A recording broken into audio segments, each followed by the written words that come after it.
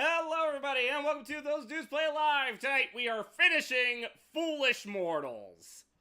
Foolish mortal. Let's hack and go.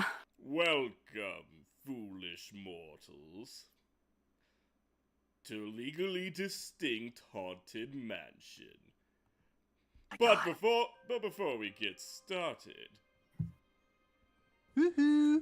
Big summer blowout? so for the next 30 minutes, anytime you guys purchase a pack of cards, I'll gift a random member of the chat the same amount. Lagasp.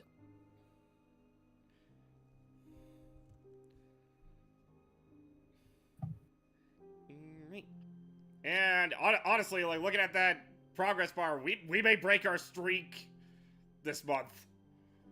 Oh my god. If there's a will, there's a way. Hmm.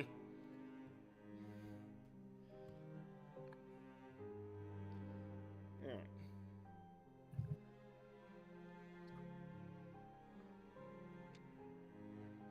And last autosave, yes.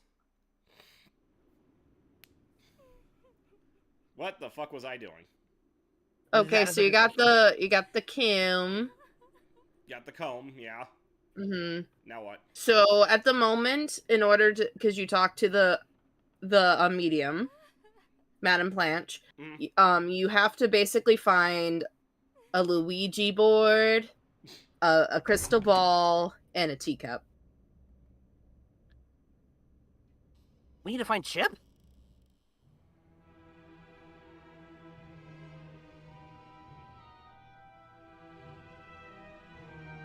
Wait, what am I doing? I can just... Let's see. I beat the Reaper in Persona 3 Reloaded. I'm feeling very proud of myself. Very nice, Frankie. Alright, so Tox, where do you recommend I go first? I would recommend you go back to the Belmore Manor and talk to the Tea Party. I mean, you just like the tea party. Oh yes, but also there's an item there you need.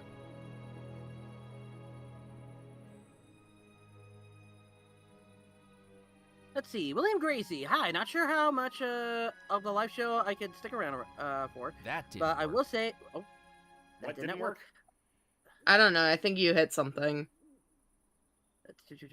I would suggest a potential review to look at something to remind people that like you could throw requests, but like unless you're a paying patron, they're probably not going to be looked at, kind of thing. Probably not. Like, typically, like, in order for me to take, like, non-Patreon requests, either has to be something like, ooh, that is very interesting, or it has to be something that a lot of people want me to look at. Yeah. But, hey, you know, link to the Patreon in the description, at the very least, the $20 tier. Jazz hands. $50 tier gets it to happen sooner. So... Jazz your hands. Support this nerd. Oh, it's you again. Mallory, what are you doing here on the Belmore estate? I thought all the locals were too scared already to wander did around this! here. What does it look It- like I'm because doing? it was And because you having a chose the tea party autosave. for my birthday. Happy birthday to me. How cute. And what are you talking about with your new doll? Our strategy for conquering mortal civilization. Right. It's rude not to introduce yourself, you know. Mallory, have you been practicing ventriloquism? Are you calling me a dummy? You can talk? I'm a head. Talking is one of the few things I can specialize in. I didn't know that. You didn't ask. My name, now that you're listening, is Sir Edward Teddington. Or as Miss Wisp here calls me. Shrunken Ted. Well, I'll leave you two to your plans. Long live So- the sisterhood! Alright, here's what I'm gonna do. Hold on. So, one thing beforehand, make sure you do the one talking. Oh, you're gonna actually see if you have like the load thing. I should.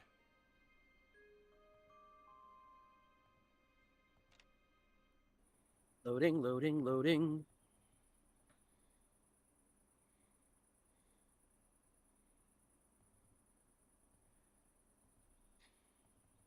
Far? Then we bribe the Near. kindergarteners and use them for espionage. I'm sorry? What? Back. Okay, so now what? The first thing she's talked about, like talk to her again. I didn't need to interrupt the tea party. It won't let me talk Okay, to her. you did have all the. You did already talk to her. Okay, good. Okay. You see, there's a spoon. Why is he still here? I have absolutely no idea. Do you mind if I take this? Good idea. You can be my butler.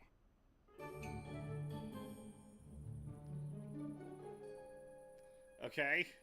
So you need the teacup, Yeah, I know that. but she she won't give it to me won't. because she's trying to pretend to be grown up. Yeah, because the tea is too bitter for her. Okay. If only there need was some something sugar. or something that I Oh my slapped God. Andrew Okay. about. You know, Xandru, if only we had some malice. Oh God.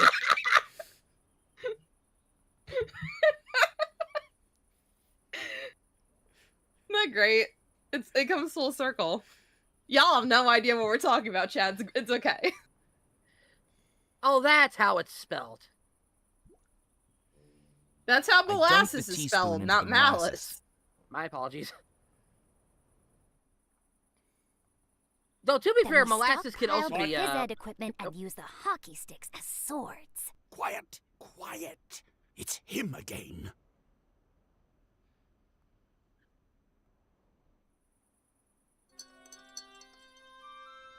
What did you just put in my tea? Try it now. Careful, Mallory. It could be poisoned. Does this dope look smart enough to brew poison? Good point. He'd probably give it a taste test. Bottoms up, my girl. Fuck you. Drink on. Mmm. Hey, that tastes pretty good. I thought you'd like it. Sure did. I drank the whole cup. So can I take it? Let me clear this away for Yes. you. Good, butler. You shall be spared the dungeons. Thank you, Now- madam. Now I'm gonna highly recommend Mm-hmm. you go back into the manor, into the wine cellar. Okay.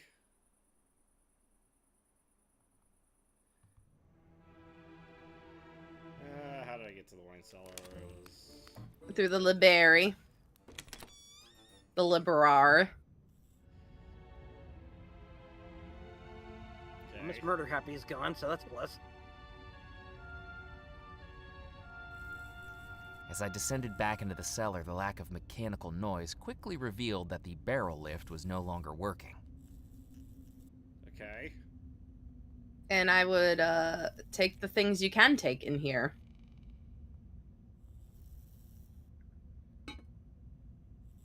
I took I'm the trying to chamber be pot very back off vague, the so I'm machine. not completely backseat gaming. I considered looking through the boxes, but doubted my immediate situation needed a set of matching crockery or monogrammed dish towels. Crockery. I took one of the fireworks. The logo on the side revealed that it was called the Whizzer. I'd known a boy in elementary school with the same nickname. God damn it! I was just thinking, like, disgusting. and then they made the joke for me. There was nothing large that I needed to move. Anything else I can... I was gonna say, can I see your inventory? There's one more item in here you can grab. Why don't you check the fuse box?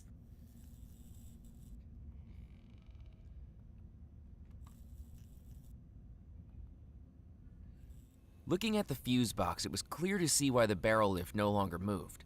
The fuse had blown, taking the small glass cover with it. With questionable regard for my own safety, I pulled the damaged fuse from its socket. That'll be a surprise tool for later. What's a surprise tool that'll help us later? Hey, you know, be a surprise tool. What? What? What? Just me yelling help. That's it. With the constant Mickey Mouse references. Aw, Xandru. Do you have a problem with me? It's not a problem with you that I have a problem with. It's with a certain phrase you say over and over again that I'm not a fan of. But Now, Andrew. what phrase could that possibly be? But Wait, hold on, Andrew. hold on. I got it. Hot dog. Actually, no, You're- I don't have a problem with that one, believe it or not. You really be out here doing this to us. No, It's like you dirty llamas. You are You joking, are right? joking, right? It's like you don't even like us, Sandy. Oh, Hold cool. on. There's gotta be another phrase. Hmm. Oh, Toodles! Was that it? No, that's not the one. Hmm. Oh, here. Maybe. Oh, what is it? You, Walt. What? Have you never seen that Mickey Mouse short? No, I don't think I did. Okay, short version of that joke. Mickey is playing dead. Oh God. Oh, damn. You I will won't- say, speaking of just like Mickey with Walt, Uh-huh. I'm really hoping that we get a parallel to like Mickey seeing the Oswald statue in and the I new think Mickey in Oswald the show. yeah. Yeah. I need it. I need it to need it hurt, so much. man.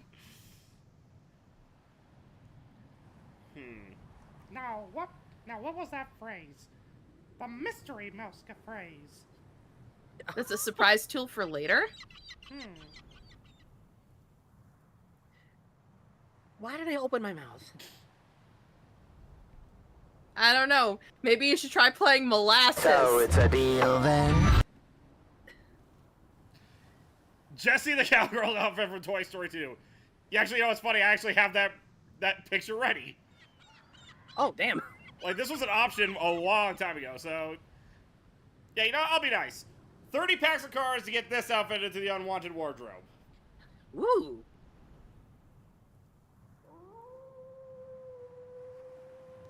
Alright, so... Now where am I headed? Okay, so now, because I'm also gonna be looking So, to like- double check this. Like, I know one of the things I'm probably looking for is that crypt that's back at the church. Mm-hmm.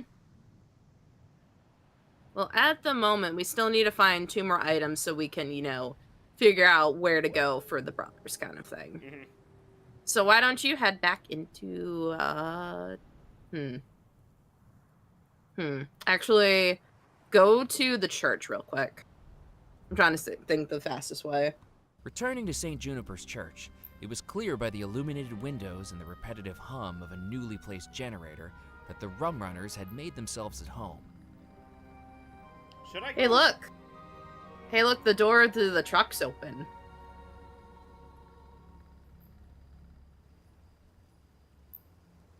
I feel like that would be a bad idea, so...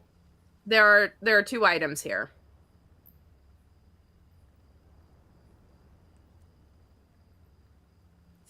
Foot! The stitching was too tight to undo with my hands, but pressing into it, I could feel the seat's springs right below the worn material.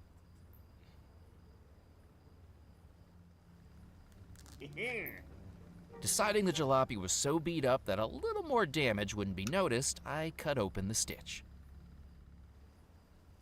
I pulled the spring from the ripped seat cushion.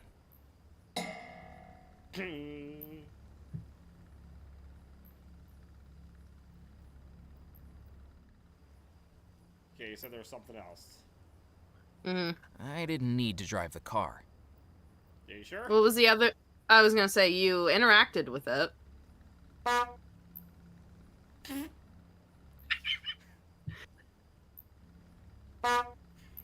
If only we had something to pry it off with.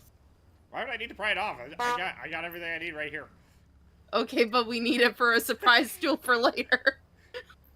Do It's a I surprise have a tool for later. crowbar? Or something? You have something that will work. That wasn't going to work. Spring. The firework seems excessive. No, that's a surprise tool for later.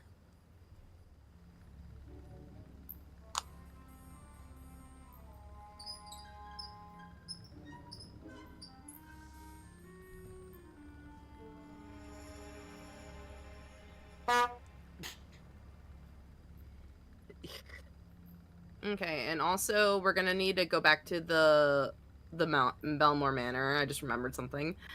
Just go to the fireplace. It's faster. Just click the fireplace. It'll automatically get you there. Yeah, and then go. You want the left door. Into the music room. Yeah, you want to go to the conservatory. Okay. Oh, this is new. Do you mind if I borrow this shovel? Oh, go right ahead. I already dug up those naughty thorns. It's funny, even when things are dead, they can still cause trouble. You don't Just look say. at us ghosts.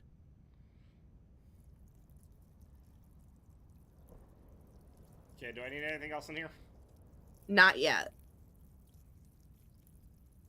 Not yet. But you know what I could use? People buying more cards. Buy more cards.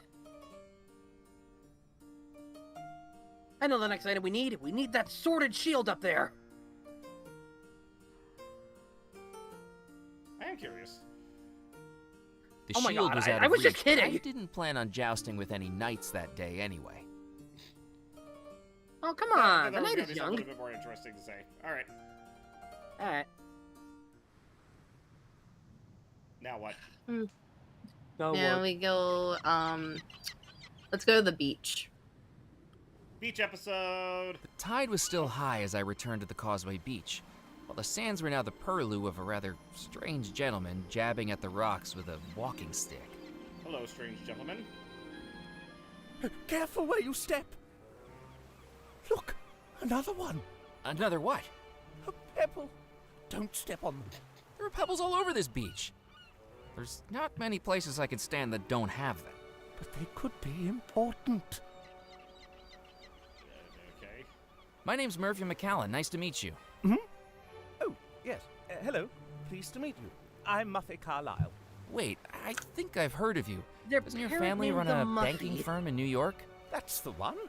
Are you familiar with the Carlisle Provincial Accounts and Joint Stock Corporation? Actually, the reason I remembered you was because I was amazed the owner had a son named Muffy. It's a nickname.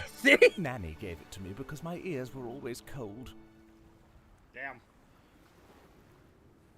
What's so important about the pebbles? It's not the pebbles themselves. It's what's inside them. What's inside the pebbles? Dinosaurs. Dinosaurs! I'm sorry. I think I'm missing something here. You think there are dinosaurs living inside the rocks? Not living. They're extinct. So I've been told. But skulls, bones, fossils. Oh, you're a fossil hunter? That's right. But this beach seems terrible for them. Why is this beach terrible for fossil hunting? Too many people wandering across here. The place has been picked dry. I need somewhere secluded. A beach no one ever goes to. Are you from around here? Do you know anywhere like that? I'm afraid I don't. Well, do let me know if you find anywhere. I'd pay a pretty penny to go somewhere with potential. I don't think I've seen any other beach. That's Have a you found many surprise tool fossils for before? later. Only one. It was in our flower garden. The summer house, actually. Fascinating. Where did you find it? In a plant pot. A plant pot? Shouldn't it have been in the ground? Yes. Nanny told me she planted it there for me to find. Couldn't stand the look of disappointment on my face. Oh, this was when you were a child. No, last week. Oh, buddy. Wow. Have you been out here long? Just a couple of hours. Rufus dropped me off just after supper. Dropped you off, but the causeway is flooded over. I didn't come via the causeway. I got here on the yacht. You have a boat? The Plucky Plesiosaur. I named it myself. Lambio, is that you? Yeah, I was about to say. I think Lambio would like this guy. I think so. Do you work for your father's company too? That's right. I'm Executive Director of New Initiatives. And what exactly does that entail? Oh, I'm not entirely sure, to be honest. But Papa does say it requires me to be out of the office as much as humanly possible. Muffy, he tells me, if I have to see your face around here, I'll end up moving to Tibet and joining a monastery. So even if I'm not sure exactly what my job is, clearly it is very important. Well, I mean, as long as he gets paid. Oh, I get it. He got a special name just because he got to hang out around with people, right, reviewer? No, he got it because of nepotism, Xander. What are you talking about? like Xandru. I can't imagine why you would think an executive of something would just be a meaningless title used to throw around to make people feel better about themselves. I wonder why. Say, fellas. No. Did someone mention? No. Did somebody mention the door to executive producing? I will open that door and I will slam it shut right in front of your faces. Say, fellas, did someone mention the door slamming in our faces? Ah! Say, fellas, did somebody mention the door to Ah!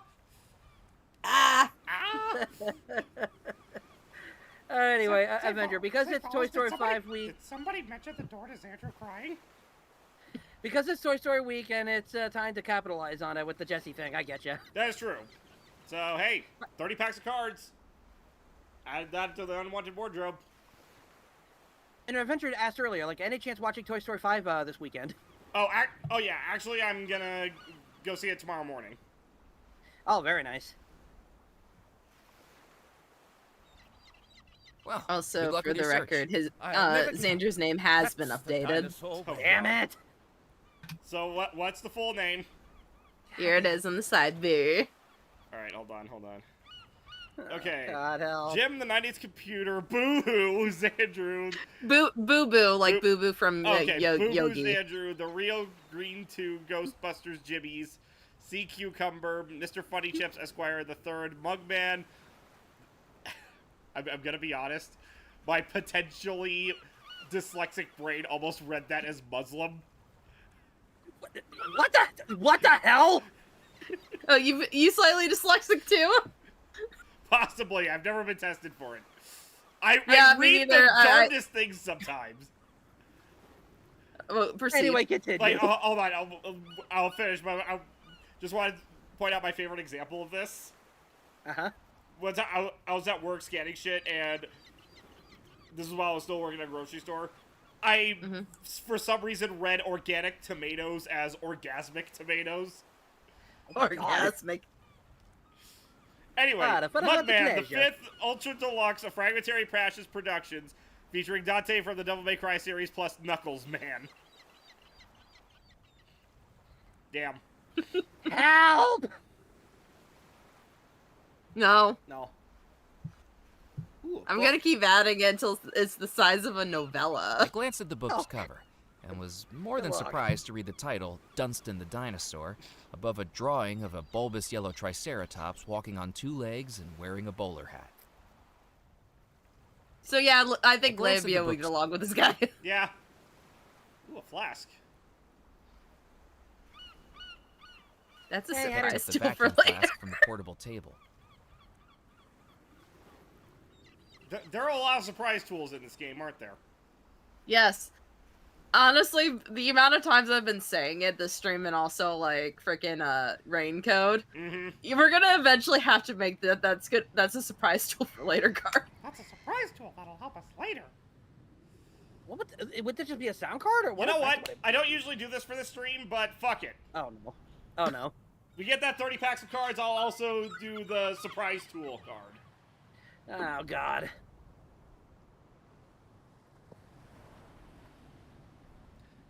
You know what? I'll sweeten the deal. Oh no. 50 packs of cards, and I'll do an Oh Toodles card that throws Toodles at me. Ha! Now, question. Is it gonna be the Toodles like the original Toodles or the Toodles as the? I don't Okay, need Toodles with a face. Toodles with a face doesn't exist. Toodles with a face can't hurt you. Toodles with a Look. face. Look, I love Rob Paulson. He's great. They should not have given Toodles a face and a voice. Anyway, so where are we heading next? We're going back to town. What were the things about the deals again? Like let's see, So 30 packs for Jesse outfit and It's a surprise tool that'll help us later. Yep. That and then 50 packs for Oh Toodles. And you know what? Because I do this joke all the time, the artwork on that one will just actively be Noodles throwing Toodles at me. Oh, Noodles! Exactly.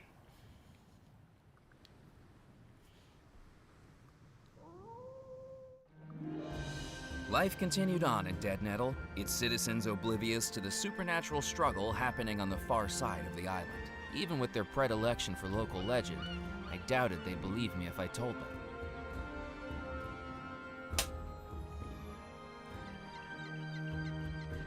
So... I was gonna Xander, you're a little wrong with your thing. Oh, am I? You forgot the surprise tool. Surprise tool's at 30, and then it's 50 for the tool throw card. Mm-hmm. Oh, whoops, sorry. Okay, so what do I want to do? Talk to Ned first. Well, aren't you a sight for sore eyes? I didn't think I'd be seeing you again, Mac. I thought you'd be swimming back to the mainland. Or, well, swimming with the fishes. How's the auditing going? Well, I quit my job. You quit? I thought that was the whole reason you were here in the first place. Yeah, I thought so too. Why you doing this, Mac? Don't you have a family you need to get back to? Away from the ghost stories? Oh, that's sad. I don't have any family. I never have. I was found. Found? As a baby, I was left on the doorstep of an orphanage with just a blanket and a piece of paper with my name on it. Growing up, I always felt alone, like I was missing someone who loved me. The last orphanage I was in was above a bookstore called Eerie Echoes, and I used to pick up the dime novels that got thrown out at the end of each month. My favorites were always the scary ones. Why did you like the scary stories so much? I felt like if I could read the scariest story I could find, it would make my life at the time seem a little less scary by comparison. That's heartbreaking, Mac. But that's why I'm still here. I always wanted to be in one of those stories, and now I am. I don't have much of a past, but this is a chance to make myself a future. Well, I hope you find what you're searching for. But don't say I didn't warn you. Fuck! I was not ready for that! I was not ready for that. I was not ready for orphaned main character. I was not ready for specifically. I read the scary stories so that my own life would seem less scary by comparison. I told you. I remember vividly. You were saying, "Oh, I can't believe they're just spelling out that one twist right away." Talks, and I'm like, "Oh, that's the easy twist." Fuck. Also, Father Zugo, thank you for buying 20 packs of cards. Alright, start spamming the chat to win 20 packs of cards. Spam, spam, spam. I'm just gonna do a single spam. Actually, hold on, let me double check, make sure Nightbot's ready. Yes, it is. Okay. I think I might know what happened at Belmore Manor on the night of the disappearance. I've told you, Mac. I don't want to hear no more about it. But I think I know who the Phantom is. Murphy, don't even say the name. I've seen that aberration once, and that was enough. I saw those faces laughing at me every night for months. I won't go through that again. Ned's fear was real. I can only imagine what 3 decades of those faces would do to a person. Do you remember the Belmore Trading Company ever unloading a coffin at these docks? You know, now that you mention it, that does ring a bell. Yeah, back when I first started out, the Belmore's flagship, the SS Mysterium, came back into port a few days late, and Mr. Rackham rustled up a bunch of us roustabouts to help unload it, way earlier than we usually be out. Yeah, I remember that morning. It's almost as much as the bonus pay we got for the early hours. Did you find out what was in it? I don't think we paid it much mind. It was rare, but people did die at sea back in those days. Although saying that, they'd usually be buried at sea too. I don't remember any fanfare about it, but it must have been someone important in there. Or something. You know, give him credit for giving him extra pay. Mm-hmm. Alright, rolling. Talks! Yay! Congrats. Let's go! Alright, do me a favor, just like type in your Twitch name somewhere, like just go yeah, ahead and no throw it in worries. the sidebar. Oh yeah, no worry, I got you. I have to remember how if it's dashes or underscores. Yeah. Still fishing? You won't believe this, Mac. Squibb's record was ruled invalid. He was overheard down at Spinelli's bar boasting about how he put ball bearings inside the Pingoza to make it heavier. Can you believe the nerve of some people? The despicable things they'll do. It means I'm right behind you, buddy. Just one lucky catch, and I'll be bumping you down to second place.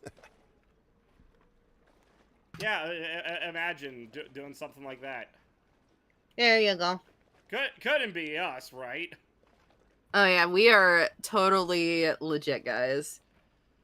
We're legit. We are model fishing citizens. We are. We're just model citizens in general. We're citizens. We have never done a crime. Never committed crimes. You're done. And for the Big Storm Blowout, remember 10 more packs of cards for this outfit for the Unwanted Wardrobe, and a That's a surprise tool that'll help us later. card. That's a surprise tool that will help us later. Mm-hmm. And then 30 more packs for Oh, Toodles! Help. Also, when we also get a roll on the reward wheel, that is true. Roll on the reward wheel. that is pretty cool. And, there aren't any on birthdays or anything played so far. Just something to keep in mind. Anyway, grill. Is that a grill you've got there, Ned? 14 hours out here will give anyone an appetite. I'm not giving up just yet, but it'll be supper time soon. You're welcome to join me. Do you miss working on the docks? I wouldn't give up fishing for it, but I have good memories of those times. Good, honest teamwork. Working outdoors, singing shanties, and swapping stories. Though, to be honest, some of the tales they tell may have been a little exaggerated. I'm just reminded, like, probably the best TikTok craze I've ever seen in my life was when sea shanties were all the rage.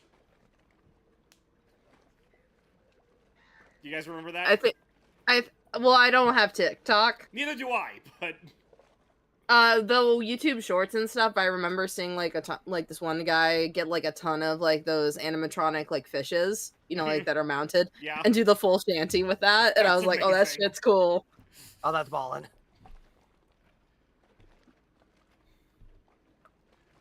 I don't remember how this is how it goes. There once was a man who was sleepy, so he drank a pot of coffee. I don't really remember it. I remember that one. Yeah, but you know what I'm talking about. I know what you're talking about. Soon may the weatherman come to bring us sugar and tea and rum. Take our leave and go. That'd be a fun Mr. Cover to do at some point. Just do a sea shanty. Oh. Just by yourself, or like would you like people together? We'll see. Yeah, we'll see. Catch you later, Ned. See you around, Mac. I'd had enough of carrying these suspiciously heavy fish around. I decided to leave it there. I had more important things to focus on than my stomach. Hey now. Go bother Evelyn at the newspaper. Also, Murphy, I'm just saying, you can't stop ancient curses on an empty stomach. Oh, what a piece of junk. So much as a nudge and the whole thing locks up. Work, damn you!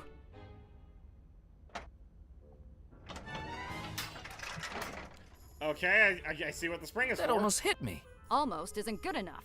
A few inches over and we could have had a lovely headline about a gory workplace accident. Fuck you, lady!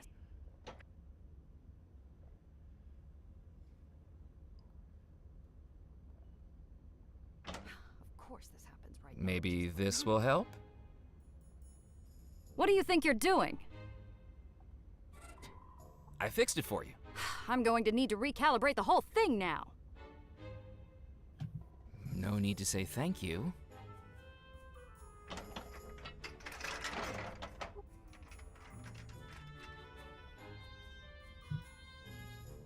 You're lucky. There's something fishy about you, Murphy McCallan. I can smell a story on a person like rotten eggs in an egg salad.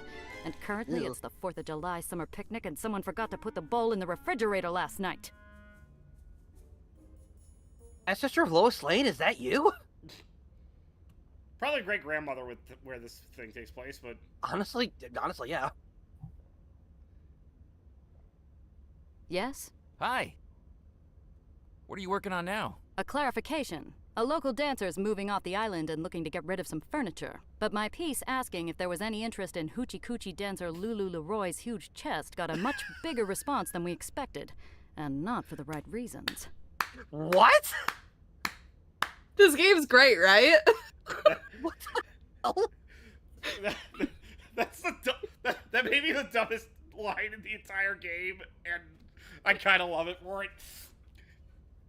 Hoochie Coochie Dancer. The Hoochie Coochie Dancer's huge chest. There's one that comes up in this chapter that makes me laugh every time. I can't wait for you to see it. Oh, God.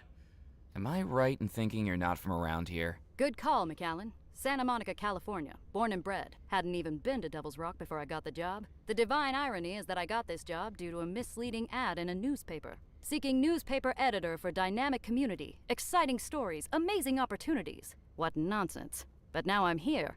Nonsense is all I have to write about. Why did you stay in Dead Nettle? I came down with a horrible case of temporary insanity. Health issues? No, I started dating a notary named Jonathan. Right after I'd taken out a mortgage, I stumbled across his dalliances with the fishmonger's wife, the ironmonger's wife, and the cheesemonger's wife. Knowing his type, I decided I'd become a warmonger, and I set fire to his belongings. I last saw him picking through his charred underpants on my front porch. Now he's off in Rancho Cucamonga with some flapper named Anastasia, and I'm still financially tied to this island. Rhyminy. Damn. I'm trying to This track down game's 3 great, dead guys. bodies. A serial killer? In Dead Nettle? This could be gold. When did this happen? This morning? Last night? No, 33 years ago. 33 years ago! That's not journalism, that's archaeology. Let's do I journalism, think but I'd better be archaeology in the going. present. My door's always open. I broke the hinge earlier. Wow. It's not that line, but that one's a good one Picked too. up the freshly printed sheet of paper. Oh look, we got a Luigi Yeah. board. Yeah. Gotta love how the Ouija board thing disappears while I'm on it. It was a typesetter's calibration sheet. It was a typeset. Alright.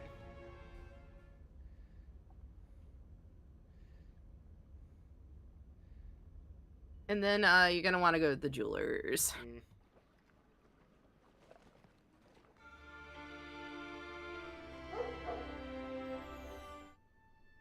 Welcome back. Alright, Jasper. Good evening, Mr. Crumb. How can I help you? How come you're working so late? Well, the wife's gone to visit her cousin Winnie for a few days. And if I stayed in my bedroom, I'd just start going loopy. You know, fair. I'm looking for 3 keys. No, unless they're the gem-encrusted keys to a lady's heart, I don't think I can help you. I'm a jeweler, not a locksmith. Have you heard of something called the Coffin Stone? Jasper's eyes grew to double their size with a look of both excitement and fear. How do you know about that? I'm starting to think it's real. I thought you didn't believe my tale about the ghost ship. I do now. Then I'm happy to tell you everything I know. Now, don't be telling anyone this, but I've read the captain's log, and the Coffin Stone was what murdered my great-great-grandfather's crew. Try telling people that a little bit of rock could allow a single pirate to overrun a galleon, and you're laughed at. But that's exactly what he says happened. 86 crew members, all killed by a magic stone. Their souls dragged from their bodies. Who was wielding the stone? A pirate called Captain Skelet. Truth be told, he wasn't much of a pirate for the first years of his career on the high seas. But almost overnight, he became the most feared gentleman ever to fly the Black Flag. What happened to him? Nobody knows. And the stone? Nobody knows that either. But if you hear anything, do tell me. Are these fossils for sale? Goodness me, you're the second person today to ask me about them. Let me guess. The first one was a gentleman called Muffy? I didn't catch his name, but he pressed his face up against the cabinet so hard he left nose prints on the glass. Wouldn't stop asking questions about where I found them. Seemed to think they were from here on the island. Didn't have the heart to tell him I brought them all back from a vacation in Grimstone, Arizona. Total time waster. Who was he anyway? Friend of yours? Not exactly. His name is Muffy Carlyle. Of the Carlisle Provincial Accounts and Joint Stock Corporation? That's him. You mean to tell me one of the richest men in the country was in my store? My store. selling the finest watches, necklaces, jewelry, and rings, and all he wanted to talk about was rocks and bones? Excuse me, I feel a little faint. Damn. Do you think I could buy a fossil? You certainly can, if you can afford it. Could I take it on account? On account of what? On account of me having no money.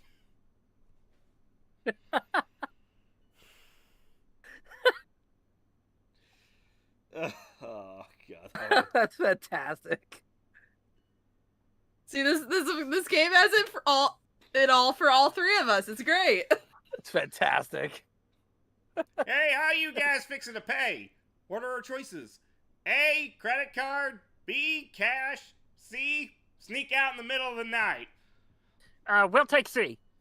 Very popular choice. Another cover song we gotta do.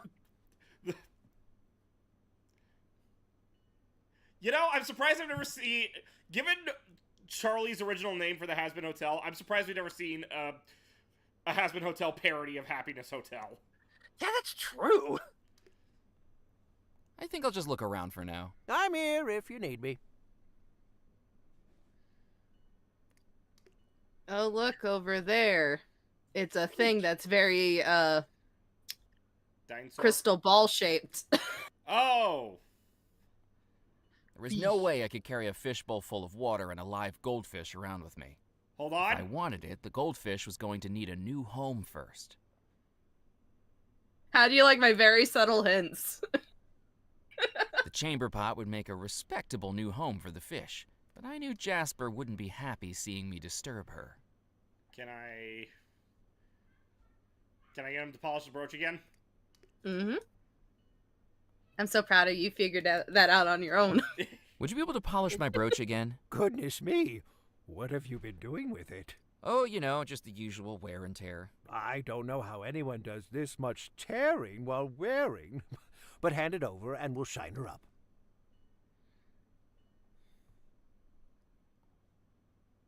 Go, go, go. Yeah, I'm going. With Jasper distracted, it was time for his fish to move into its new porcelain throne home. Hopefully it didn't suffer any indignity at the change of residence, but then, being a goldfish, it would probably soon forget anyway. Man, I can't believe I've ended up in a... How the Where fuck am I? did he fit that in his goddamn coat? Don't question it. His vest is Here secretly you a TARDIS. go.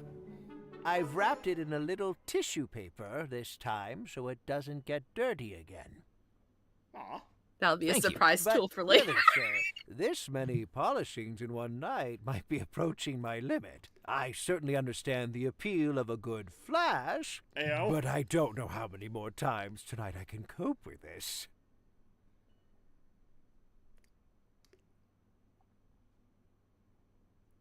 You better bring me some tissue paper or we're gonna have an issue paper! What? Okay, now we're gonna need to do some like Oh, finagling. who are you? Yeah, go talk to him first. That's the ferryman. Oh yeah, we can get a fun trophy with him actually. Oh boy. Ooh. Just Like do all his Hello, like my talking name's Murphy things. McCallan. Hello, chum.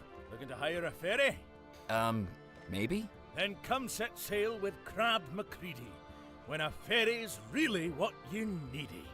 Crab's breath hit my face like a custard pie, a cloud of air reeking of cigarettes and stale beer. Ew. Here's a promotional flag, so you can keep me in mind. Ooh. Oh my god, guys, we got a free I'll trade. promotional flag. Oh, I can hell take yeah. you anywhere on the coast. Where are you looking to head to?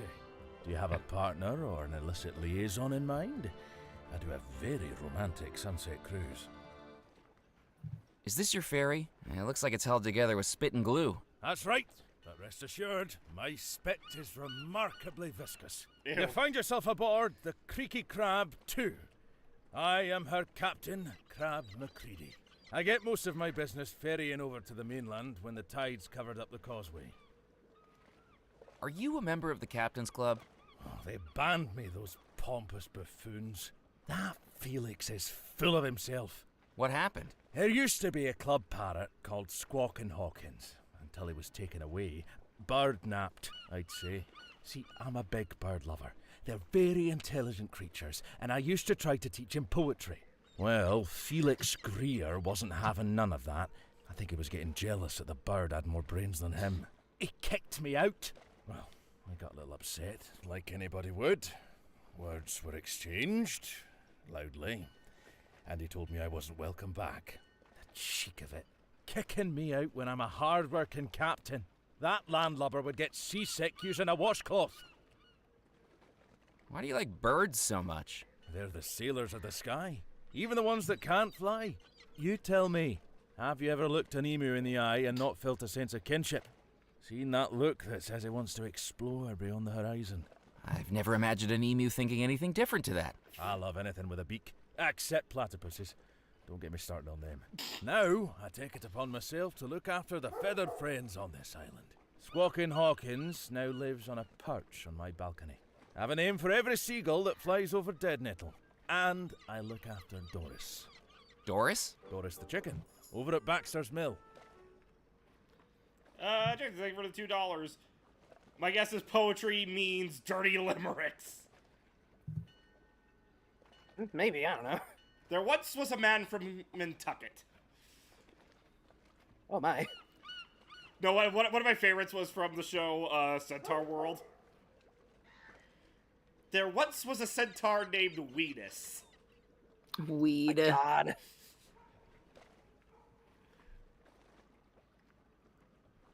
Yeah, this is the ultimate question here. What happened to the Creaky Crab 1? That's it over there, with its bow peeking out of the water. I was out in the bay last Mardi Gras and looked down into the inky depths.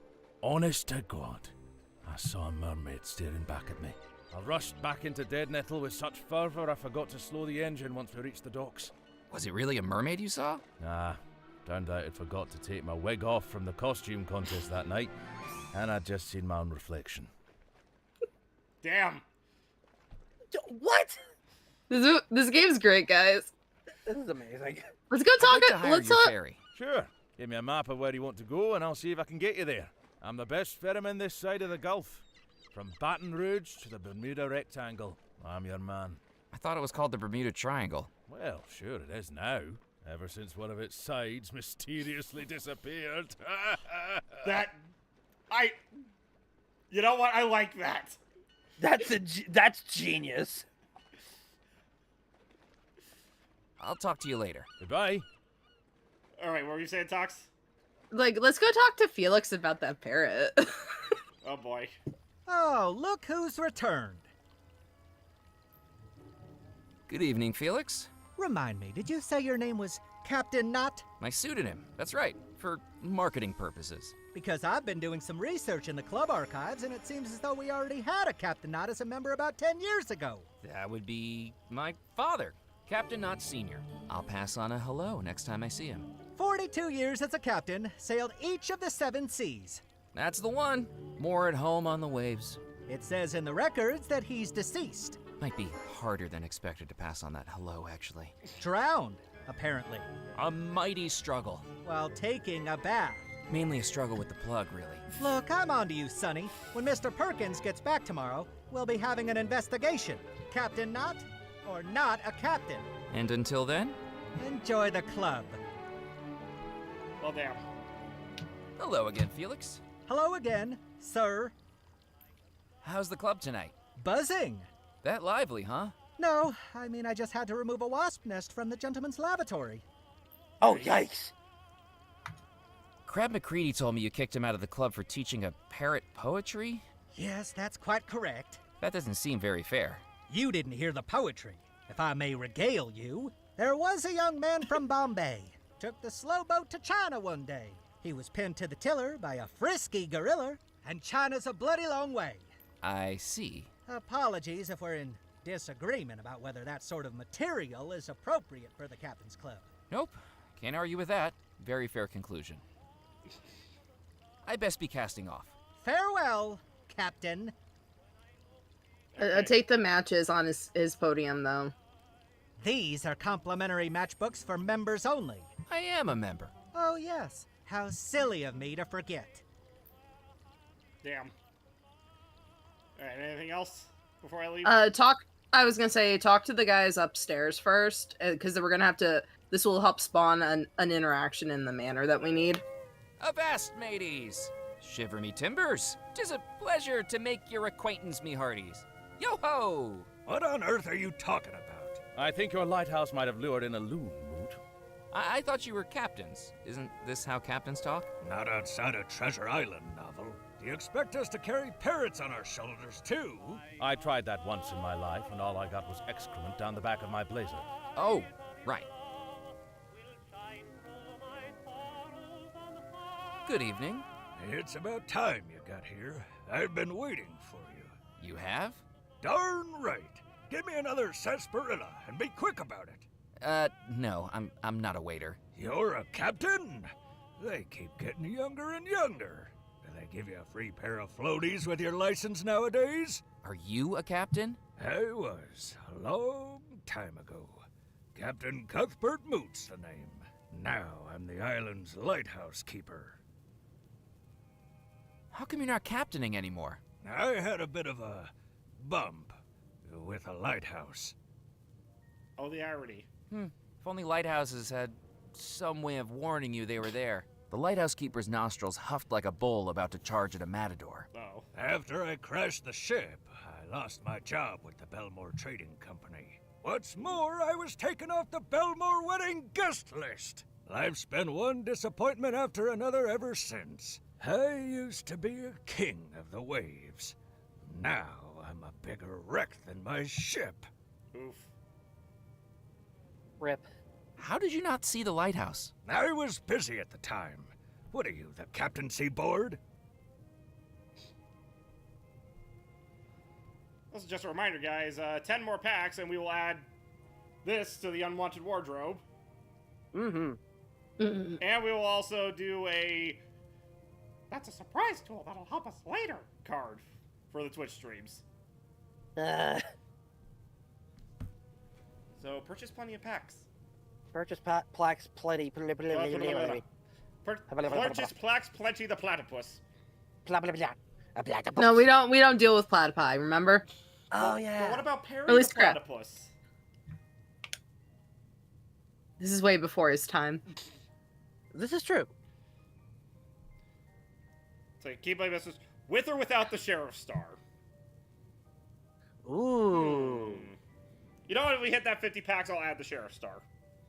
Ooh.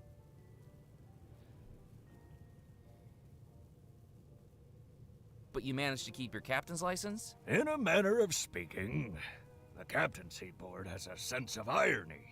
After I crashed into the lighthouse, they made me take the job of lighthouse keeper to maintain my credentials. Then shouldn't you be at the fort if you're the lighthouse keeper? Oh, it's a dreary place, and there's a damn fleabag cat there that won't leave me alone. Anyway, it's a clear night. If the fog comes in, I'll switch the light on. Otherwise, I'm staying right here. What's wrong with the cat? Blacktail? You see these scratch marks on my nose? The damn thing jumps for my head every time the badge on my hat catches the light. Oh dear. He just likes the shiny. You worked for the Belmore Trading Company? Once upon a time, I was the captain of the SS Mysterium, flagship of the Belmore Trading Company fleet. Okay,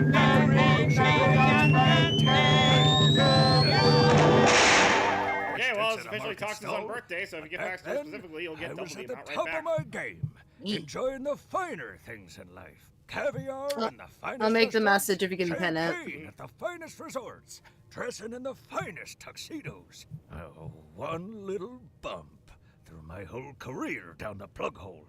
I take it the Captain's Club doesn't compare. It did once upon a time. This place used to be a model of a club. Now the only thing it'd be modeling would be a cardigan and a girdle. So you weren't invited to the Belmore wedding? No, I was snubbed. Years of captaining their flagship, and then I get forgotten like a dirty sock. I tried to convince Mrs. Craddock to add me to the list, but she's got a heart colder than a penguin's behind. I was invited to the Belmore wedding. What? You never told me that. You never asked. Yeah, not a direct invitation from the Belmores. but I was invited as a +1. Who invited you? A little lady named Tallulah LaRue. Oh, God. Why didn't you go? Because she scared the hell out of me. Yeah, you know? Fair.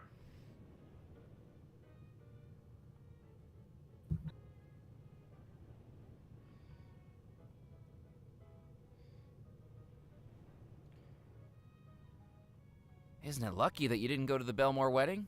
Lucky? How by Neptune's beard could you call that lucky? Because the whole wedding disappeared. Their lives were stolen from them, their souls trapped in a tormented house for eternity. If you'd have been there, you'd have disappeared too. Oh, it just would have been nice to feel included. That's all. Damn.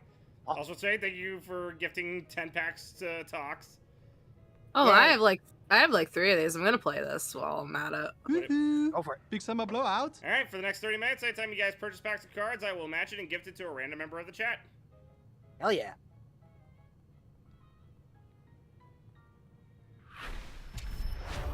I just got that big summer blowout back, baby. Nice. Beautiful. Is there a way into the fort? Not without the key, and I'm the one in charge of that. Do you know the reason for the big walls, the sturdy gates? Do you want to barrels of bribe me, gunpowder, sir? Big Not boomy quite. cannons? To keep people out. Can you turn on the lighthouse beacon? I don't know if you know how lighthouses work, but they only need to be lit up when visibility is low. As far as I can tell, it's a clear night, so until I see fog pouring through that window, I'm not doing a thing. All right, so we need a fog machine. I better be off. So long. Good evening. My name's Murphy McCallan. Good evening, Captain McCallan. Captain Gifford Pemberley at your service. That's right, I expect you've heard of me. Master of the Mississippi, tamer of the Tennessee, cuddler of the Colorado. Care to hit the table with me? Smack. I'll join you in a game. What are we playing? Billiard. Should I set her up? It is set up. This isn't American billiards, boy. We're playing English billiards. A fine game which requires only 3 balls. A white for me, a yellow for you, and a red we share. I haven't heard of English billiards before. I learned it when I toured the gambling halls of London back in 1922. It's a game with far more depth and skill than pool or snooker. Points are awarded not just for potting, but by the flair with which strikes are accomplished. More points can be earned with a fanciful shot than by a simple pocketing. So I'm not trying to get the balls in the little holes? Look, I think we might be a bit out of your depth with this.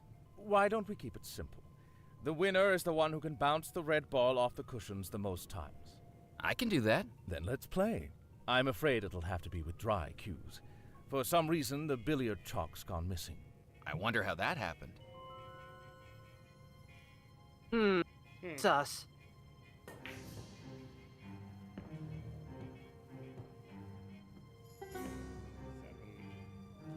Sevens! Something to be proud of.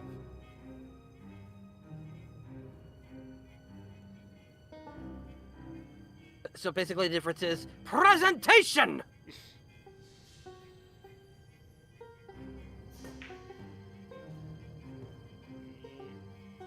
Damn.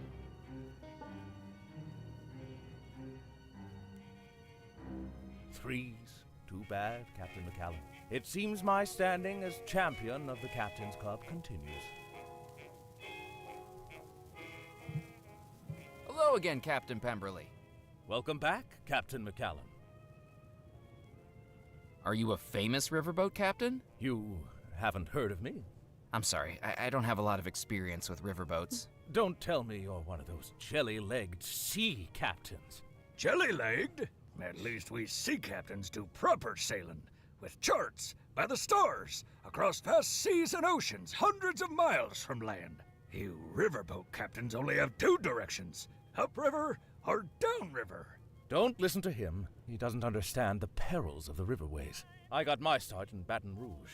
All I needed to do was teach the Mississippi that I was its master. If it wasn't going to do as it was told, it would get a damn good spanking until it fell in line. Oh my. Plot twist, He's not a riverboat captain anymore because he couldn't find the backside of water. But truly, who can really find the backside of water unless you go on a jungle cruise, you know? Yeah. Have you been a member of the Captain's Club long? I'd say so. I got my license when I was 25.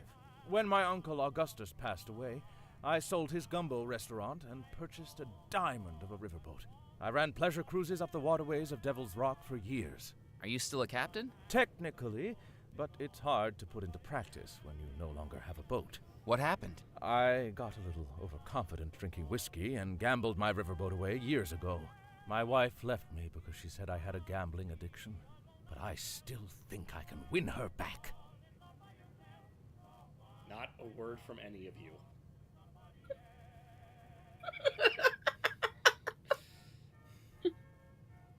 Do you feel attacked, sir? I said not a word. You said it to the chat. I'm not the chat. Not a word. Word. Not a word from either of you two either.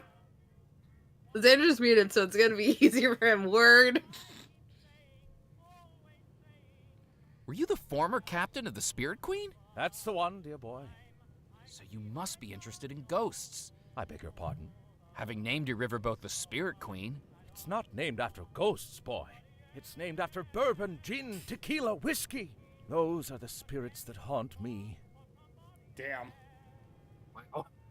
Are you going to patch things up with Mrs. Pemberley? Oh, I'm trying. I had a bouquet of flowers delivered to her this morning. Is there a florist in Dead Nettle? No, I just took them out of that window box over by Moot. Don't tell Felix, or they'll end up on my tab. You know what? Respect. I'd best be running along. Enjoy your evening. Farewell, Captain McCallum. Okay, I feel like there's gonna be some way I need to cheat at this. The billiard table was already occupied.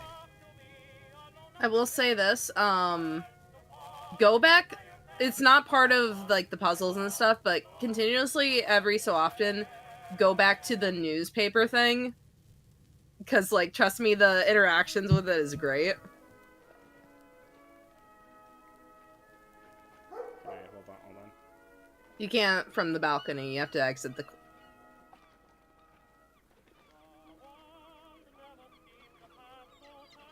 Damn. I couldn't reach it from the balcony. Damn it.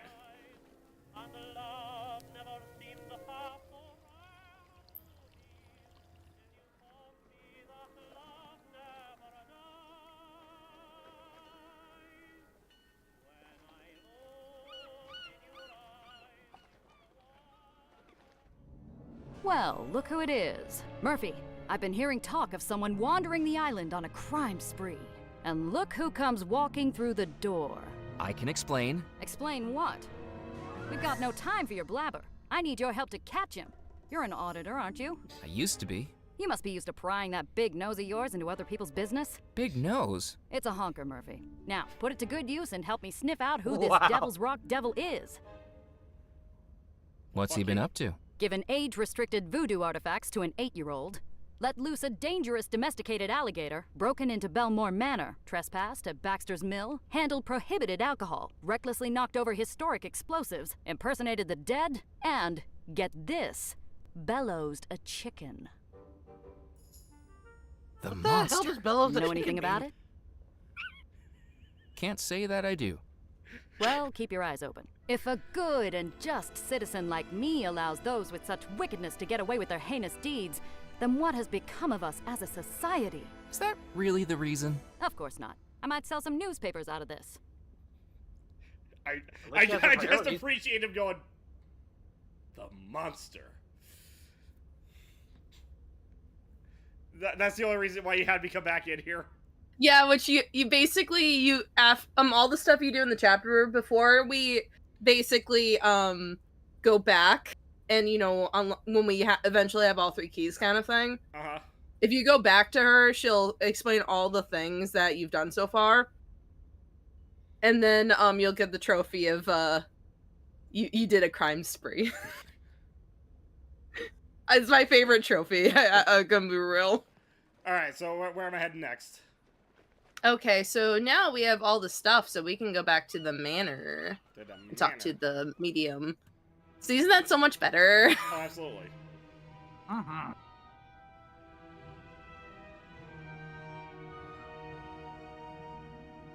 It was the store. Welcome back, Murphy McCallan. Take a seat.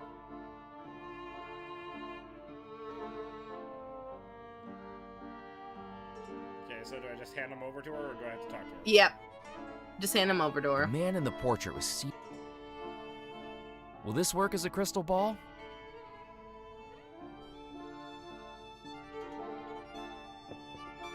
Considering our circumstances, we will have to make do.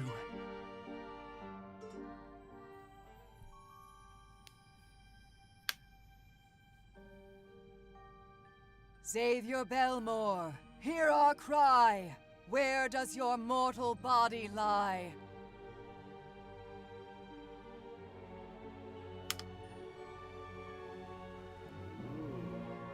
I sense a cave on the island coast.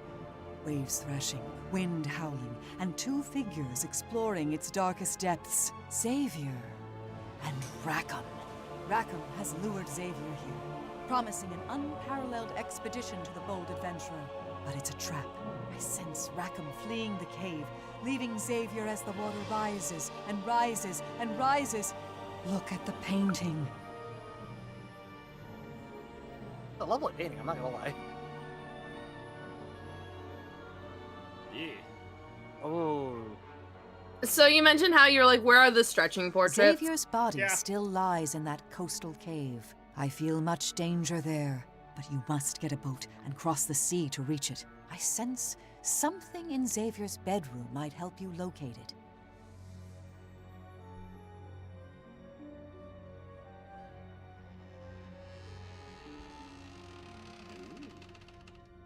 So what you're gonna say? So, Dagnabbit.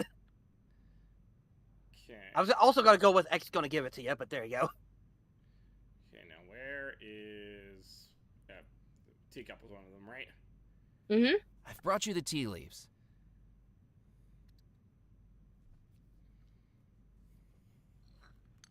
Wonderful. That will work to contact Yardley. Be quiet now, Murphy. I need to concentrate. Concentrate! Concentrate! Yardley Belmore, heed our plea. Where was your life stolen from thee?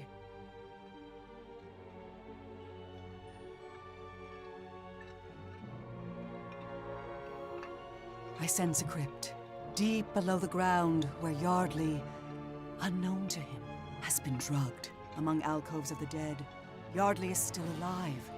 Still alive as brick by brick, he is being entombed within the crypt. The drug may wear off, but he has no means of escape. Trapped! Look at the painting!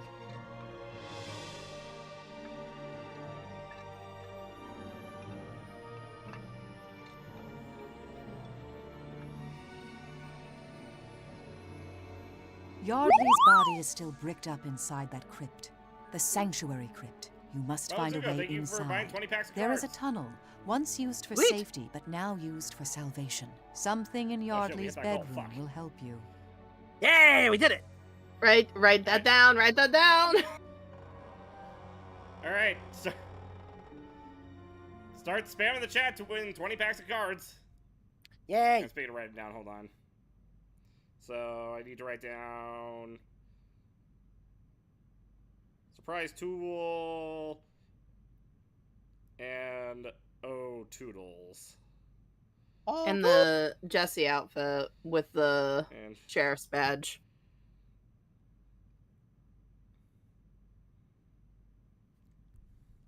And while you guys are doing that, let's see what's the roll on the reward wheel.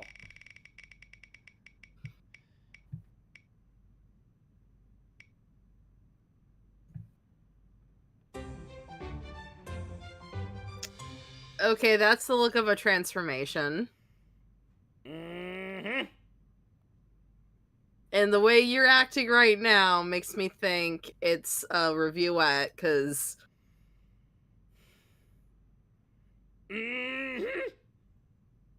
Is it only a 5-minute timer? Mm-hmm. Okay, at least it's not 45. Come here, Goo. You have won 20 packs of cards. Congratulations. I have the timer ready when you're ready. No, I'm not ready at all. Get on with it. These people don't have all night.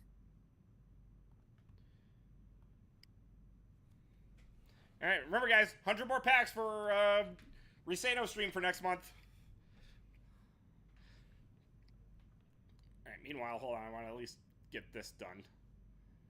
I found something that could be used as a spirit board.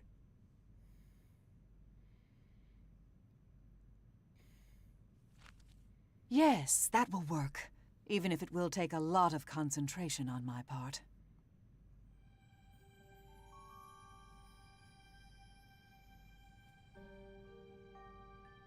Cecil Belmore, we now implore, where do you rest forevermore? Forevermore? Nevermore. Same principle. I sense a hidden place. A laboratory known only to Cecil. A secret refuge for study and invention, and desperate attempts to reconcile science and the supernatural. But he's been followed. Egon Spengler? Unknown to Cecil, someone lies in wait in the darkness and is about to look at the painting. Who's your tailor? I love that outfit. Ooh. Cecil's body lies in a hidden laboratory, and you must find it.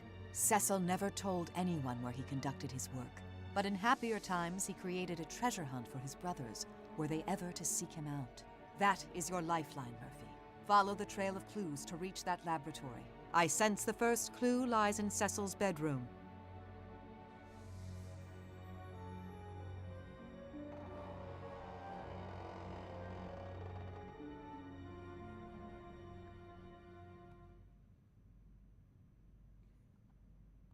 I have some more questions. Ask away.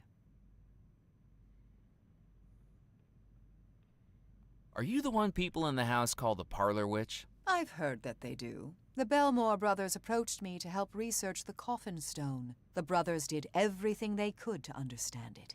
A never-ending investigation into science and the supernatural, ranging from the Atlantic to the Pacific. To my deep regret, I was never able to find a way to destroy the stone's power. With no way to destroy it, the only option was to lock it away where no one could find it. In the vault beneath the house? That's right. Deep below the house, within a labyrinth of caves, where we pray no one finds it. I talked to you on time already. Of course I do. Do you? Yes. Do you? Mm-hmm. Do you? E. Get on with it. Fuck. Alright, start the timer. Okay. The last time I messed around with this kind of thing, I ended up releasing an evil spirit. Yes, I sensed what happened with Dr. Moray. I'm afraid that man was lured in by theatrics and promises of power he never actually held. It looked like he had powers to me. Rackham's spirit had been reaching out for someone he could dupe. But Rackham was always the puppeteer. Moray had no powers whatsoever, except for those manifested by Rackham. Does Rackham have powers of his own? I'm afraid he does, Murphy. Although I discovered that far too late, to our great cost. I like to think of myself as knowledgeable about magic, but even I'm not sure what twisted powers Rackham wielded to project himself outside of the house. He seems to have power over visions and nightmares, and use that to put his plan into action. Is it voodoo? No. But the summoning spell that I cast, that seemed like voodoo. The manuscript you carry in your pocket is far older than the origins of voodoo in this region. It is a real spell. The icons of voodoo that adorn it are merely a distraction. I suspect Rackham has a knowledge of magic far older. So it's a forgery? More something in disguise. Why couldn't he get Dr. Moray to cast a summoning spell? A wise question. Magic doesn't work equally for everyone. Each spell depends on the person who casts it. Some spells work only for someone whose heart believes. Others work only for the person who rightfully owns the talisman. Some spells, no matter how much is invested in them, simply don't work at all. Moray was the bait, but Rackham needed someone more attuned to actually complete the spell. I traded Dr. Moray for the Grigri that enabled the summoning spell. No, Murphy. Moray may have been the broker, but you cast your trade into his spirit pool. You traded Rackham for the Grigri, the same Grigri that unleashed that terrible spell on Abigail. I should get back to trying to open the vault. May fate be in your favor, Murphy.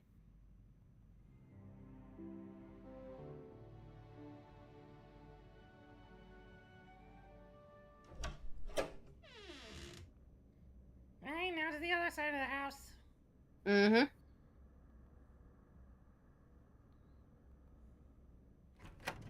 Now the question is, do we have friends on the other side? Oh, this is ballin'. I reached up and took the map from the frame.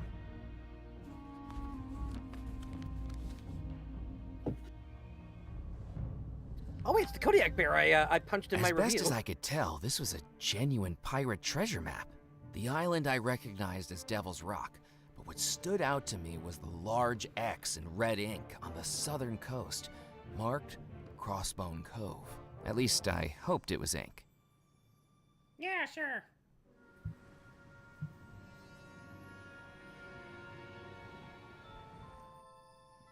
So am I able to go to that without the ferry?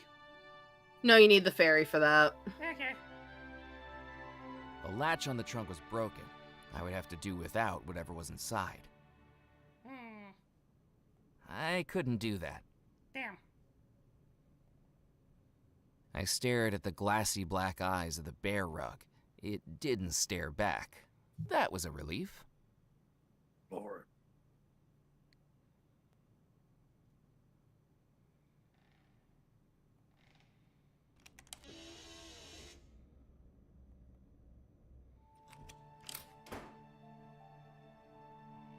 I'd already carried a shrunken head around earlier that night. I didn't want to start a trend by lugging around other unnerving abominations. And I especially didn't want this one talking to me. Fine, you're lost.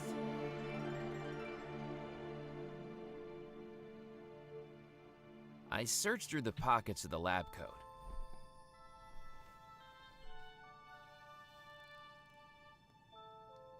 To my surprise, I found something. A small silver coin. We're rich! I don't think you understand how money works. The books covered all manner of scientific subjects, magnetism, thermodynamics, chemistry, and much more, none of which I had the time or understanding to read. The bag was empty of everything but papers covered in an unintelligible scrawl.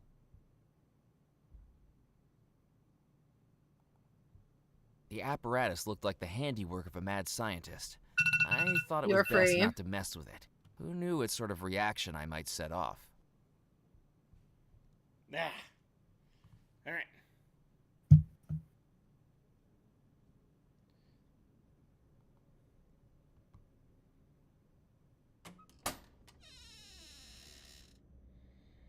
I don't know, by today's standards, a silver coin is like $65, so... It's still not rich. It's a lot of money, but also, what in the world? Good God. Look, a theater look, oh my God! What?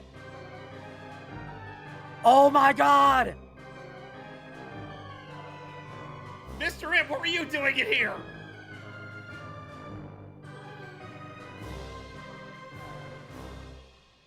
Oh, go, what's his name? I had more urgent things to do than cozy up with a book. The chest contained only a myriad of theatrical costumes, not one of which I wanted to wear around the island. Coward. Looking good, Murphy. I opened the tap on the gas tank. Nozzles hissed, a cloud of cold mist billowed out, and from the machine came a smattering of dry ice. Oh, there it The is. machine looked ready to operate. All it needed was a blast from the tanks. Yeah? There was already dry ice in the tray. Do you have something you can carry it in? I collected the dry ice in the flask. That would keep it from melting, at least for the time being. Fun fact, you do not want to handle dry ice with your bare hands. No, you don't. Yeah. It's fine, though, guys. He's an adventure game protagonist. An orphan Oh, he's back. Oh, God. Oh, look, again, a red Sebastian? ball. Oh, it's you again. Not playing hide and seek anymore? I've outgrown it. Sore loser, huh? I didn't lose. You cheated. Anyway, I've moved on to this now. A paddle ball? My mum found it for me after I told her I wasn't getting the tin boot I wanted for my birthday. It's not even your birthday. That doesn't matter. Anyway, what? Bet you can't do this. The little brat had me there. Like hula hooping, unicycling, and stilt walking, my facility with a paddle ball was on par with my ability to do other completely useless party tricks. Shouldn't you be getting ready for the wedding? I'm not the page boy anymore. I've been demoted. How did that happen? Well, before I started playing with this paddle ball, I found a marble in one of the bedrooms. A super-sized one, perfect for bombing. Whose bedroom? One of the guest rooms. Mr. Beaumont's, I think. He's certainly lost his marbles. What did you do with it? Like my dad taught me, I'm keeping Mum on that one. All I'm going to say is that it was a big mix-up. Mrs. Craddock must have had her sense of humour surgically removed. So, you think you're good with that paddle ball, huh? Better than you'll ever be. Just name a trick and I can do it. Okay, I know where I need to go with this. Bet you can't do the paddle ball with your eyes closed. Look and learn. Okay, and where are my scissors? Where are my scissors?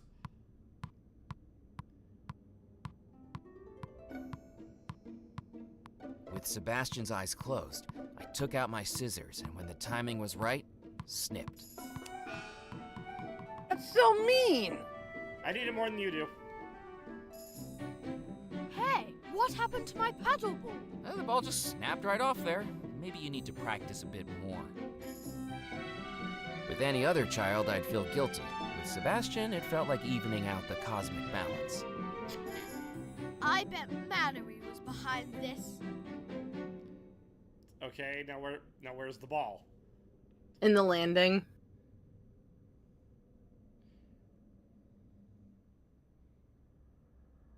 Okay, so yeah, I see what I need to do with the ball. I picked up the red rubber ball I'd cut from the paddle ball. It looked like a clown's nose. Now, before we go do that thing, there's a couple things we want to do just to make sure we fill up our inventory and stuff. Okay. So first off, go back to the mill. To the mill.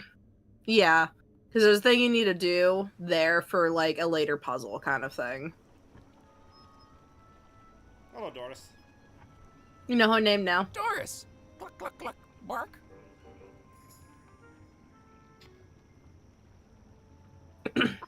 Dude, you're not Gonzo. I don't think you're gonna communicate well. Gonzo doesn't just communicate with chickens.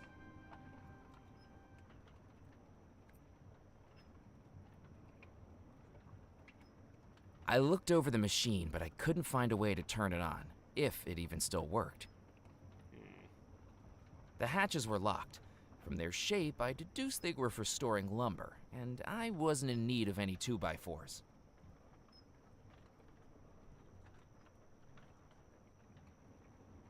Run, Muffy, run! I tried the door, but it was locked.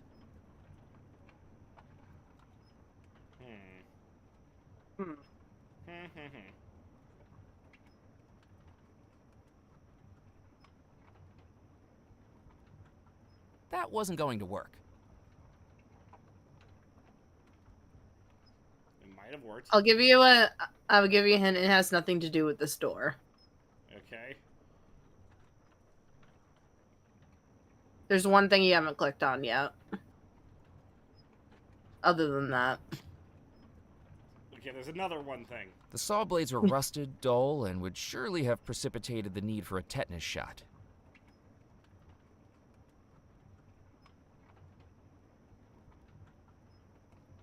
The beam looked to be driven by the water wheel outside.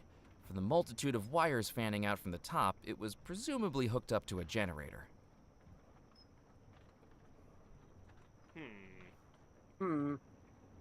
So I need to stop the thing from turning. No. Okay. There's something there that you need to... There's grease there. Oh, there it is. If I touched So the it's grease with my bare thing. hands, I'd be spending Other hours trying to thing. wash it off. Hold on. I needed to think of something else. I wouldn't have been able to collect much grease with just paper. You're done! I needed to think of something else.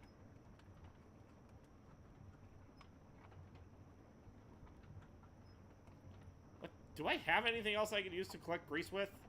The You flag? do. Mm-hmm. Using the cotton flag, I scooped up some of the gloppy grease. Okay. Interesting. Okay. Alright, so now I can head back to the Captain's Club. Yeah, make sure you talk to Evelyn. Alright. It's very important, guys. Very important. Murphy, the Devil's Rock Devil's up to his old tricks again. Oh no! Actually, we're gonna go to the what's he church done after this. I heard that he's committed arson of the Spirit Queen riverboat, practiced black magic. Know anything about it? Can't say that I do. The Devil's Rock Devil continues to elude us. Okay, so you say go back to the church? Yeah, we can do the church thing first because we want to. It'll give more inventory. Okay. So do I go into So the now- church this time? You can go to church now. Boo. Yay! Musket, did you hear that? Will you stop twitching, Morris? You're making me nervous. Sorry, boss. I just don't know if we should be doing this. Doing what? Using a church for morally dubious activities. Theology lays out pathways and guidelines to keep us on the moral road to righteousness. Did one of those barrels hit you on the head, Morris? Quit your belly aching. What's the worst that could happen? I'm getting the spooks, boss. This church has a lot of dead people. What if they don't like us being in here? Is that what you're worried about? Ghosts ain't real. Now hush up about it. I don't know, boss. The scientific consensus on paranormal activity still seems to be inconclusive. I read a book about it last week, and it's really giving me the heebie-jeebies. What have I told you about reading? It's no good for you.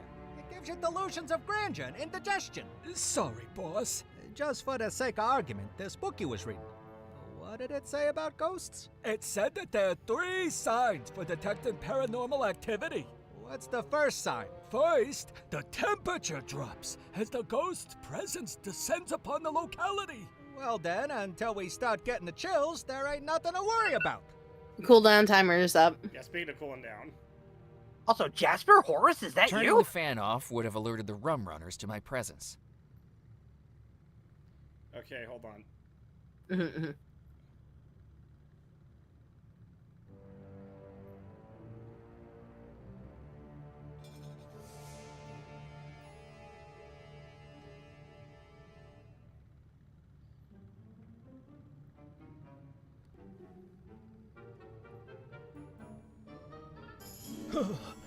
I'm getting the shivers, boss. It feels like I got a brain freeze, and I ain't even slammed down a snow cone. You don't got a brain to get froze. It is feeling chilly though, ain't it? That's the first sign of ghosts, boss. Don't be a crybaby. But just for safety, what's the second sign of ghosts? The ghost's presence begins to interfere with the electric fields, most commonly seen manifesting as flickering lights. Actually, I take that back. This is Abbott and Costello. Hold on.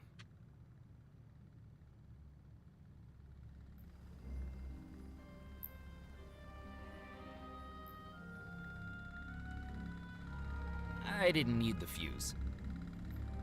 Oh, but you do, buddy.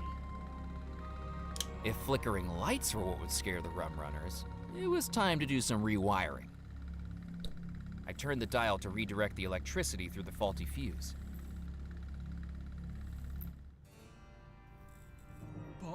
Boss! The lights are flickering!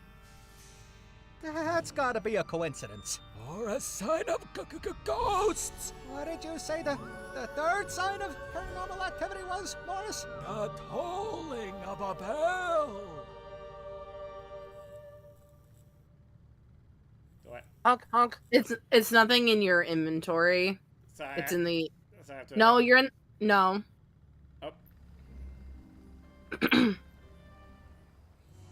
I think I just saw it too. Hold on. Well, I can figure it out. There's nothing in my inventory.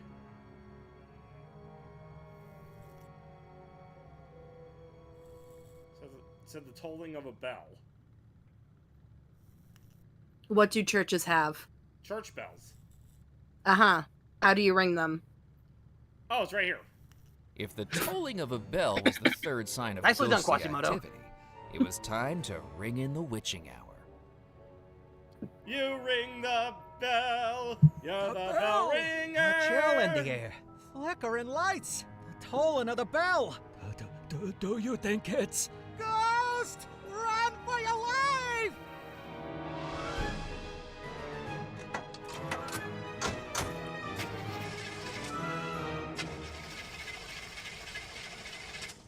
My favorite line's coming up. Start, you blasted car! Why are we not moving, Musket? Because out of that long line of automobiles on Delancey Street, you decided to steal something less reliable than a politician's promise! Start, you rust bucket! It started, Musket. There we go. And now, we floor it.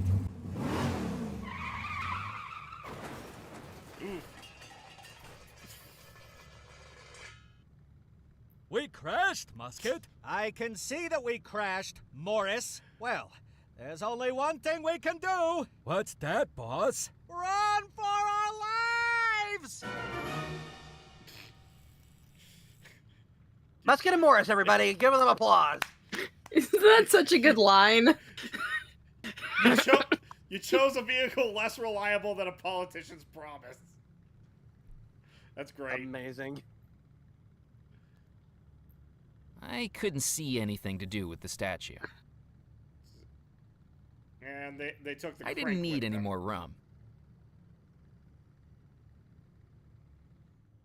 The window is even more beautiful in person, adorning the altar below it like a crown. And that's when I noticed something. Below the window was a cross-shaped indentation in the wood that made me think something was missing. Hello. Taking the book, I realized it was an old Bible, with a thicker layer of dust than a nudist's summer wardrobe. That's a weird thing to say, but okay. It was a leather-bound Bible that was... The text read, "In the light find the cross, for it shall bring you safe passage." There's nothing At we night, can do the just colors of the yet. stained glass window were impossible to make out. Okay. So I need to find a crucifix at some point. No, you know where it is. Do I? Yeah. Oh! Okay. Damn! They did not get far at all. Yeah, also go check the jalopy. Oh, there's the crank. I picked up the starter crank from the jalopy seat. Also, can we get the fuse, or... No, you don't need the fuse anymore. Oh, okay. Okay, that's it. Alright, hold on.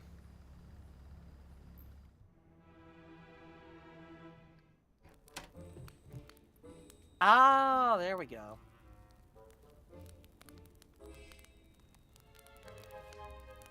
Is this the Bible you've been looking for? My word, that it is my boy. Oh, where did you find it? Fallen down the side of a cabinet back in St. Juniper's church.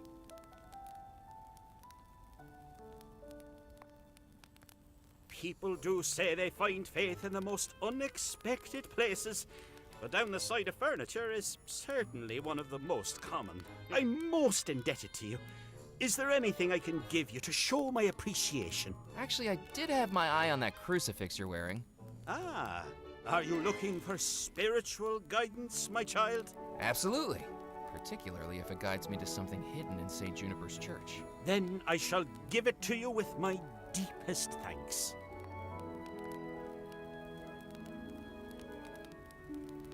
Hallelujah. But yeah, there's also a couple of branches you can talk to him. Okay. Yeah.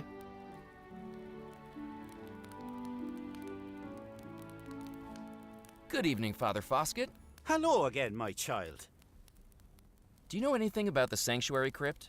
Oh, I certainly do. History is a bit of a passion of mine.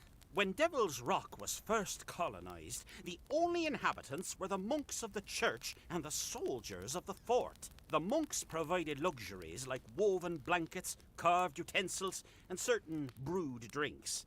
In return, the fort defended the monks from raids. By pirates? Yes, but also by the European powers in the Caribbean. Their final line of defense was a hidden escape tunnel. According to legend, the fort had a beacon atop its tallest tower. If it was lit, the light would shine through the church's rose window, and the monks could open a secret passage and retreat to safety. How did they open the secret passage? Now, there's a mystery. I spent decades in that church and never found a trace of it. Of course, the beacon was never lit while I was there. It hadn't been for hundreds of years. Would the secret passage still open if the lighthouse was lit? I can't say I know. Maybe. It would be worth trying. It's an electric light now, of course, but I haven't the foggiest if that would make a difference. Who installed the electric light on top of the fort? That was Cecil Belmore. He was blessed with electrical ingenuity. I was told the lighthouse needed to be upgraded to handle the ship traffic coming into Deadnettle for the Belmore Trading Company.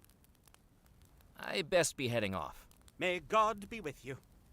Okay, so I'm assuming I have to go get more dry ice. What a relief. Yeah. My Bible returned to me. Why, if I hadn't gotten it back, we would have had to cancel the wedding. Fuck! Oops.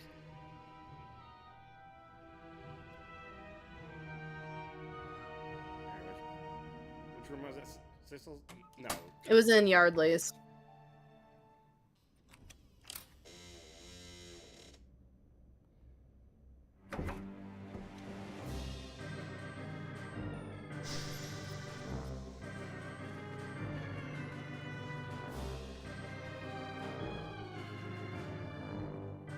Vikar's hat. That's the name I was thinking of. No, this is Vikar's room.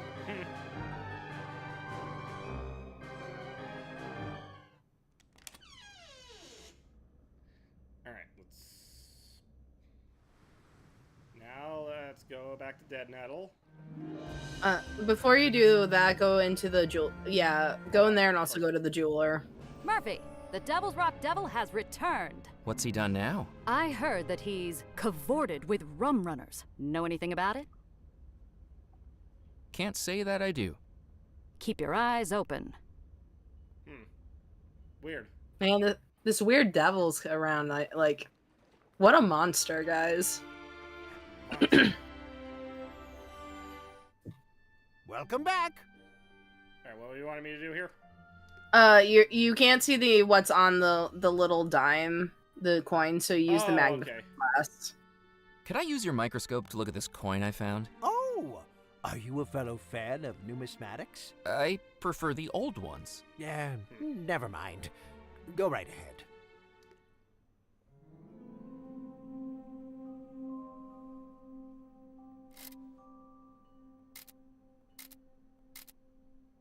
Hold on. With the microscope calibrated, the coin's writing came into focus. It read, "Into the palm of a prince." The inscription must have been a clue in Cecil's treasure hunt. I just had to find the prince's palm he was referring to. Interesting. Okay, now you can do the thing Why at the. are you in a chamber pot? Oh, right. What? What? Excuse you, sir.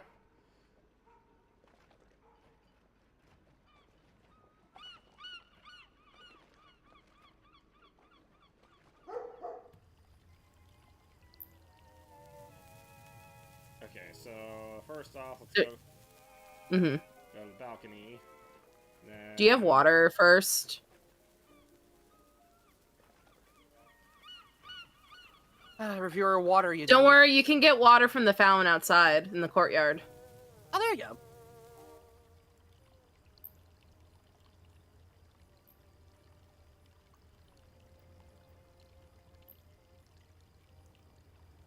I'm just after this filled is the bottle done, with this water stream's from the done fountain. and stuff. Mhm. I'm gonna send you the guide that I used to get all the stuff for my trophies and stuff. Okay. Just so in case you wanna like 100% it. We'll see. I needed to think of something else. Okay. I didn't.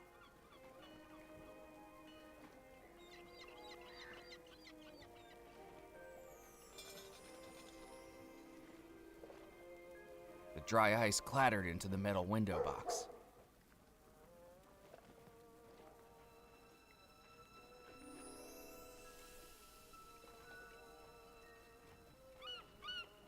I poured the contents of the bottle onto the dry ice, and immediately it started to evaporate, filling the area with mist.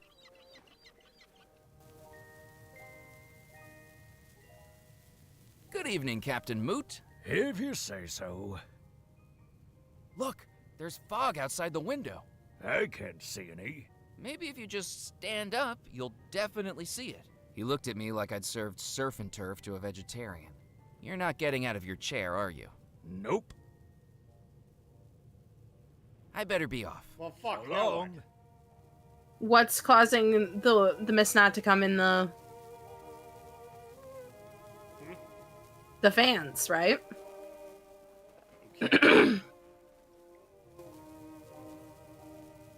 I flicked the switch, turning off the ceiling fans, and watched as the mist outside stopped being blown into the night air and instead began to fall into the club. Waiter! I'm not a waiter. I don't know why I'm responding to this. I told you, I don't work here. Do you know how to work a lock at least? Sure I do. Right. Well, the fog's coming in, and someone needs to switch on the lighthouse light. I would do it myself, but that fort's danker than the inside of a sailor's trousers. Use this key to unlock the gate, then turn on the light with the switch on the ramparts. Think you can handle that? I'm on it. Okay, now do the thing with him. Hold on, I'm curious. That trophy belongs to the club champion. And as I'm club champion, I'm telling you, hands off. Yeah, I'm sure I have to do something. Hello again, Captain Pemberley. Welcome back, Captain McCallan. You actually don't. That's a very nice trophy in the corner. Well, it didn't start out as a trophy. We needed something spherical, so we just gilded a cannonball from over at Fort de la Moore. Polished up like a trombone in a marching band. A lot of elbow grease went into that shine, and currently these wrists have enough lubrication for a 12-lane bowling alley. Are you saying that's your trophy? That's right, boy. Champion billiards player of the Captain's Club. Keeps the other captains on their toes. Or peg leg in the case of Wooden Willie. Surely he can't like being called that. Too true. I think his peg leg is actually ceramic, but then the alliteration doesn't work. Wow. I best be running along. Enjoy your evening. Farewell, Captain McCallan. So I had an idea. One that required skill, subtlety, and finesse. Or at least the ability to hurl a billiard ball through an open doorway. Yoink! Did you just touch the table? Absolutely not.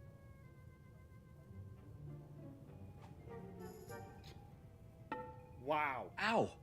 Who threw that? Who the hell was that?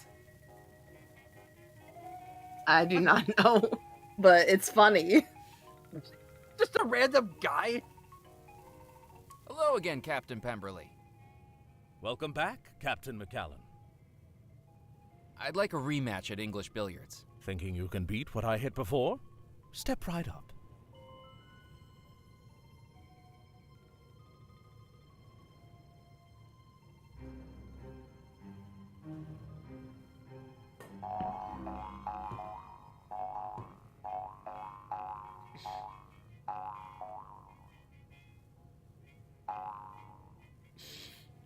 Look on his face. I don't believe it. I've never seen 14s before. You must have arms like the coupling rods on a steam train. A blessing and a curse, as I've discovered more than once to my own cost. But I don't like to boast. Does this mean I win the trophy? I'm afraid it does, but you need to bring it back next Wednesday for the potluck. We'll have a rematch then. I am convinced that was a masturbation joke. With my newfound title as club billiards champion, it was time to claim my trophy.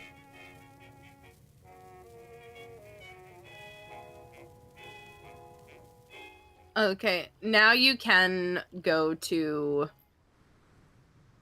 the port. Where was it? Yeah, the port. Yeah. Do not use the key just yet. Grab the gunpowder. That should make your wallets full. I took a handful of the spilled gunpowder. Okay. I will admit I don't have the notifications for my trophies up. Yeah, no, I'm checking the Phage because you can see like when people get it. No, you didn't get it. Oh well. Oh well. I will, like I said, I'll give you the list in case you ever want to. Yeah.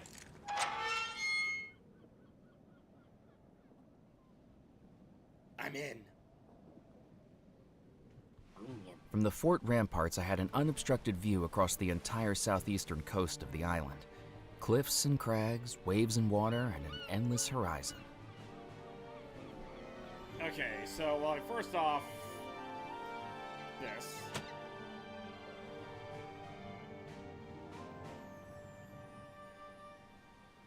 Oh, great. Now how do I turn the thing? There's a wheel. The lighthouse light was shining out to sea.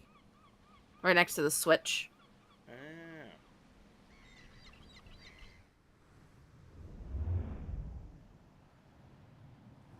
Okay, turn it again. Wheel. Wheel. There we go. And then, hold on. I needed to load some gunpowder into the cannon first. Alright, picky. I poured the gunpowder into the cannon. I don't know why I have to do this, but... Then... I loaded the billiards trophy into the cannon. Spherical and solid metal. It was the perfect improvised cannonball. It's not even improvised, it was originally a cannonball. Don't worry about it. Improvised trophy into it from a cannonball. I packed in the gunpowder and makeshift cannonball. Now there were just 2 steps remaining. Aim and fire. Okay. What the hell are we even aiming at? Whoa! That's a surprise tool for later. So I can't fire it off yet? Not yet, but you can aim the lighthouse at the church to get the stained glass door. You did? Yeah. Yep. Okay. Alright, so that's set up.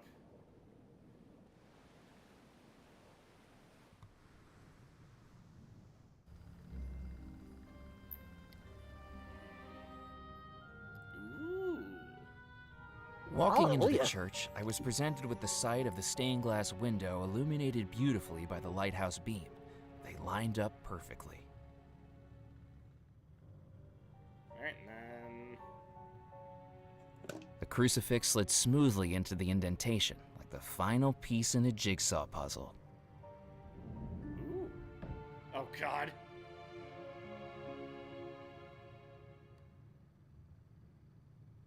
Oh, okay.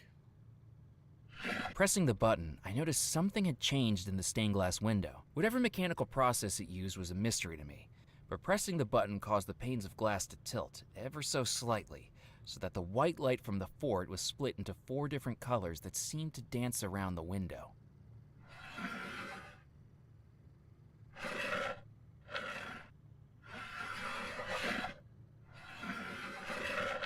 Okay, I get what I need to do.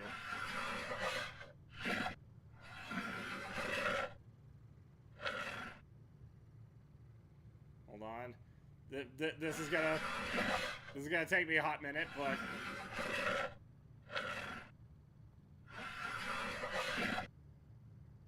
oh, okay.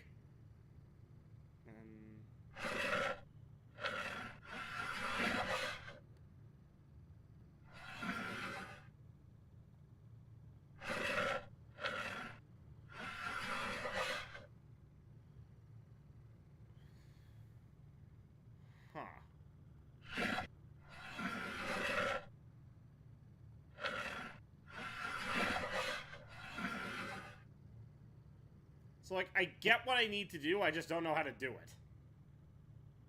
it. So... Hold on. Okay, here.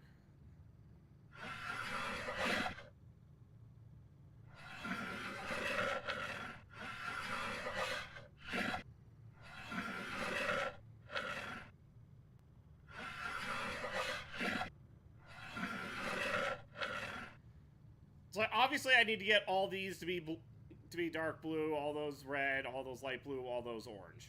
Where all the green is in the center, yeah. Yeah. Again, the trick is figuring out how to do that. You have to do them, like, one at a time, like, spinning and stuff. So you got the dark blue. Yeah. So let's aim for getting that red over to from the orange side. So turn that until it reaches the light blue. Yep, there you go. Then spin the light blue. Okay, and then... Uh-huh. There we go. Oh, no, you want to get the light blue from the red first. Oh, okay, there you now go. spin it. And spin... One more. One more. One more on both sides. You can do it. You got it. And then... There you go. Aha! As soon as the Nicely plates done. in the stained glass window clicked into place, forming a translucent cross at the center, I heard a rumble behind me. The sound of antique machinery somewhere beneath the stone floor.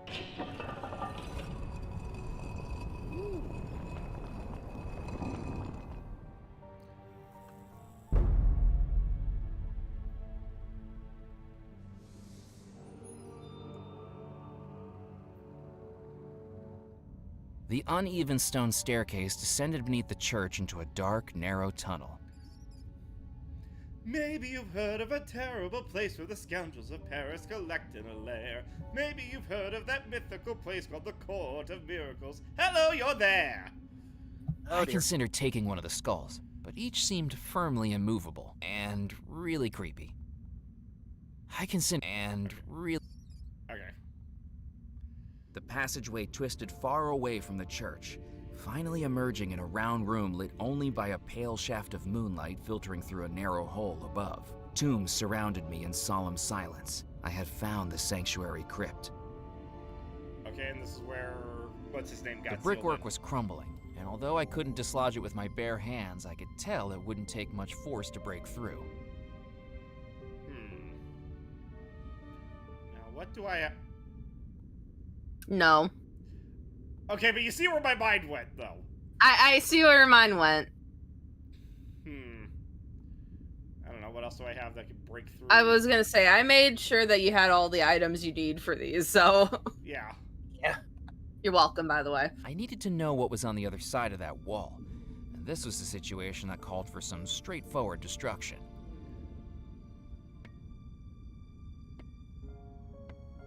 We dig in a crypt the whole day through. To desecrate these people's graves is what we like to do.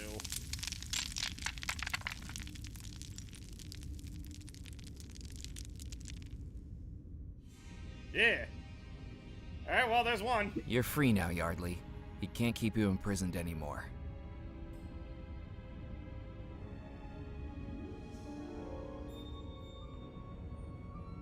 So you are the mortal who is trying to find the lost treasure of Belmore Manor before me. Rackham. You know who I am. Surely you must also know that you have started down a foolish path. It will only end in your death, Murphy McCallan. I know all about your plan, Rackham. My plan will succeed with or without your interference. I'm afraid you're making a terrible mistake, McAllen. For your own sake, I suggest you leave this island for good. Never. Whether you like it or not, I'm part of this story now too. Don't let it be said I didn't warn you. If you're so interested in being friends with the dead, perhaps it's time you joined them. Just as Yardley Belmore was entombed alive, so shall you be. What?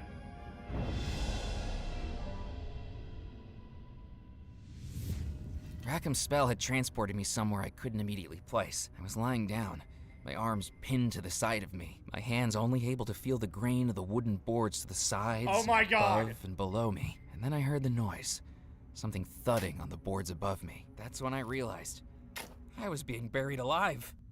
Oh God! Help! Help me! I'm stuck in here. Who's saying that? Down here. I'm inside the coffin. I need you to get me out. You're in the coffin? Yes. Pull the other one. Do you think I'm falling for that again? Wait, what? Really? I'm trapped in here. I don't know how you're doing it, but I don't believe you. You can't fool old Edgar 3 times with that prank. Ugh, these tourists are gonna be the death of me. The death of him? It seemed like my earlier escapades had come back to bite me in the behind. If I was going to get out, I needed to prove I was down there. It was time for some outside-the-box thinking. Okay. That wasn't going to help me escape from the coffin. What can I use? I don't know. By the time I finished drilling my way out with the auger, I'd be under several feet of dirt. I fumbled in my pockets and took out the screw jack, bracing it between the floor and the lid. With each crank, the pressure grew and grew, until finally...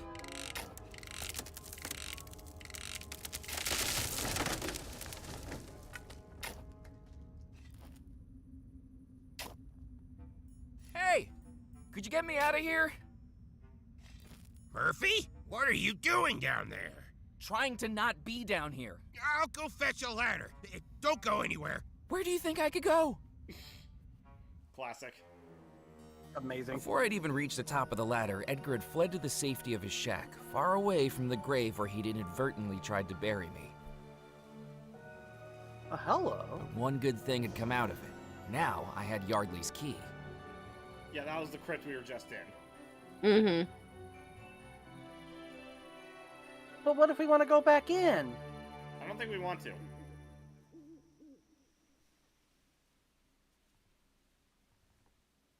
Good evening, Edgar.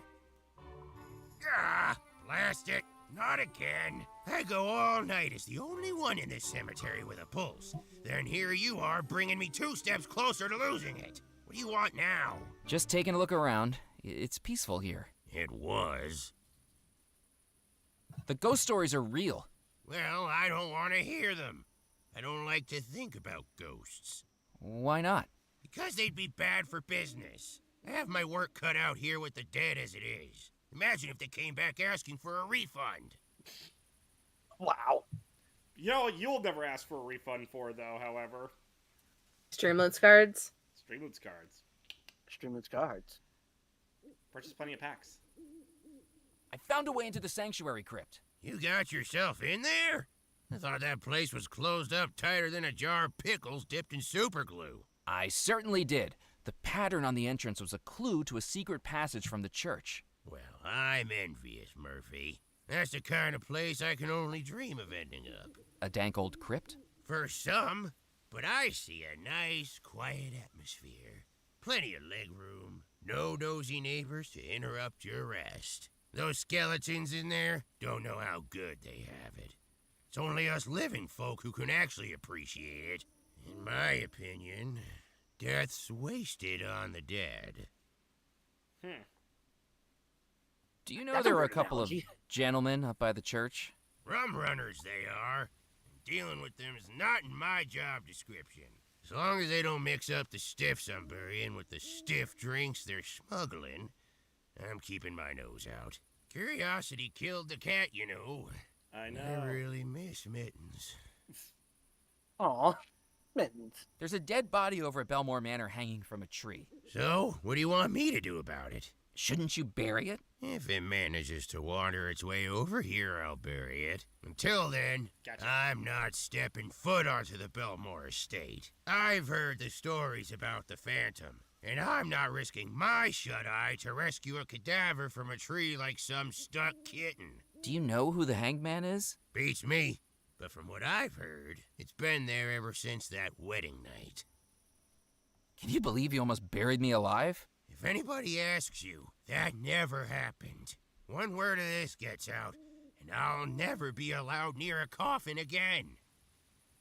I best be running along. Goodbye. Goodbye. I'm curious. Like, what would have happened if I went in there without the jack? I don't think it would let you. Interesting. You would have died? Question mark. Okay. Where to next? Okay. Let's get some info for... Hold on. Actually, no, wait. Yeah, go to her first, and then we'll go back to the manor. Murphy, the Devil's Rock Devil's up to his old tricks again. Oh no, what's he done this time? I heard that he's vandalized one of the cemetery's crypts, operated a lighthouse without proper training. Know anything about it? Can't say that I do. The Devil's Rock Devil continues to elude us. Damn. Anyway.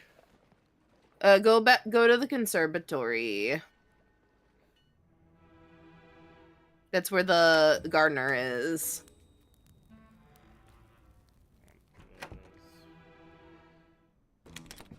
Look, this is a big ass house, alright? Oh, yeah. Okay. Okay, and look, there is a statue with his hand out.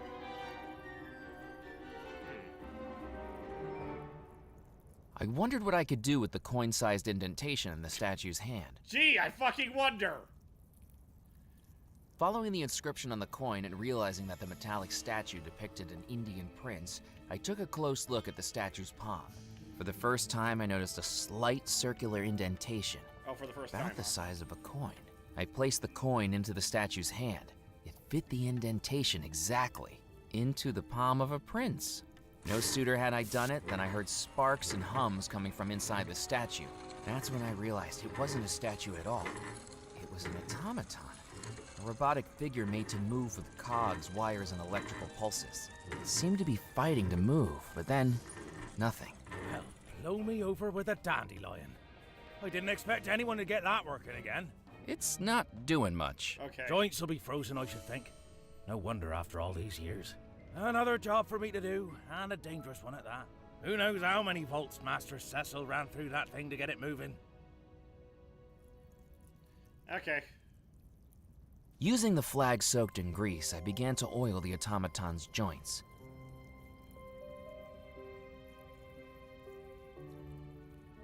Let's try this again. I placed the coin back in the automaton's hand and watched.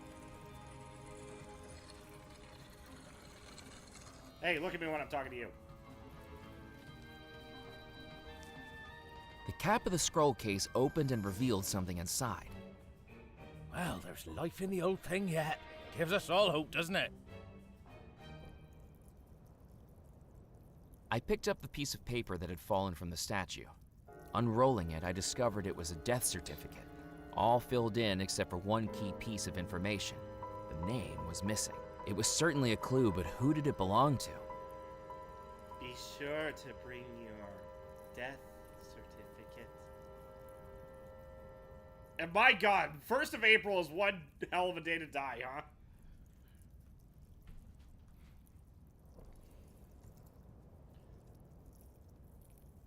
I'm trying not to make a joke about it. Do it. Well, I kind of just did. You know. So, hold on. Mr.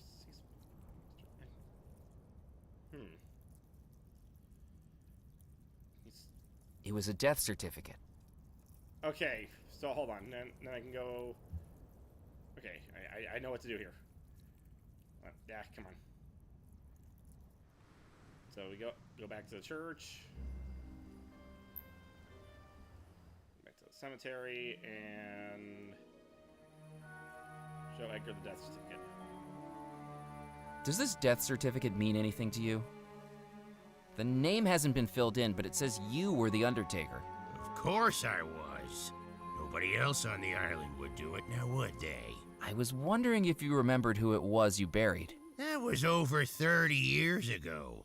Do you know how many bodies I've buried in my career? I couldn't tell one corpse from the other. This may surprise you, but I don't get that attached to them. They don't make for very stimulating conversation. Is there any way I could find out who it was? Well, you've got the date they were buried. Maybe there was an obituary. Thank you. Okay, time to read the tombstones.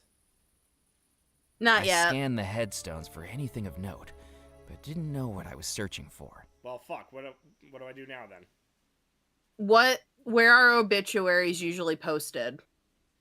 Oh.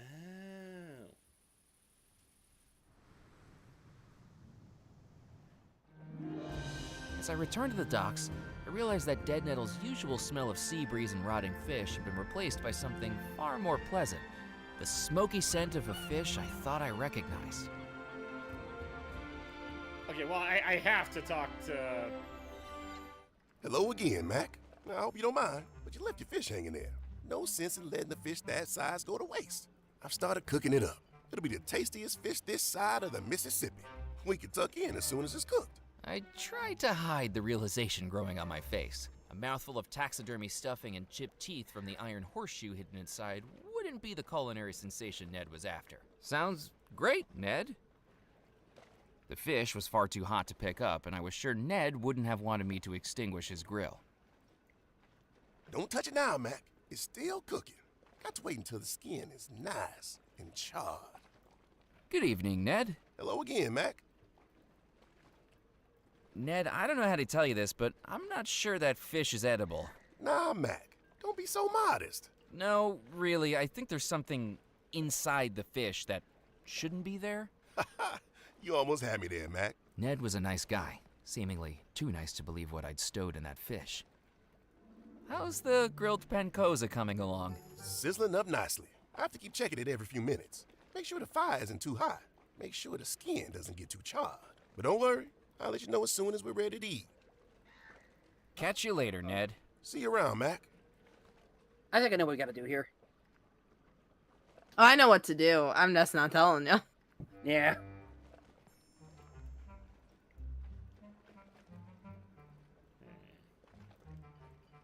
Do I have what I need in order to do what I need to do here? You do, because I made sure you had everything you needed. You're welcome. Let's see.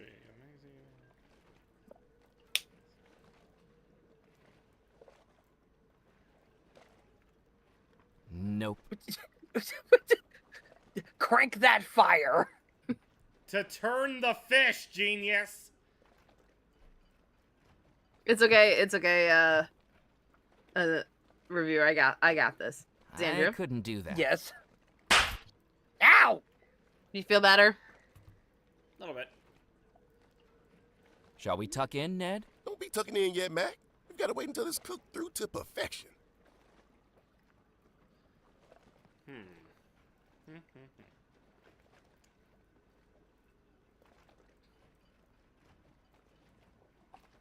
I didn't want to make a hole in that. Oh, okay.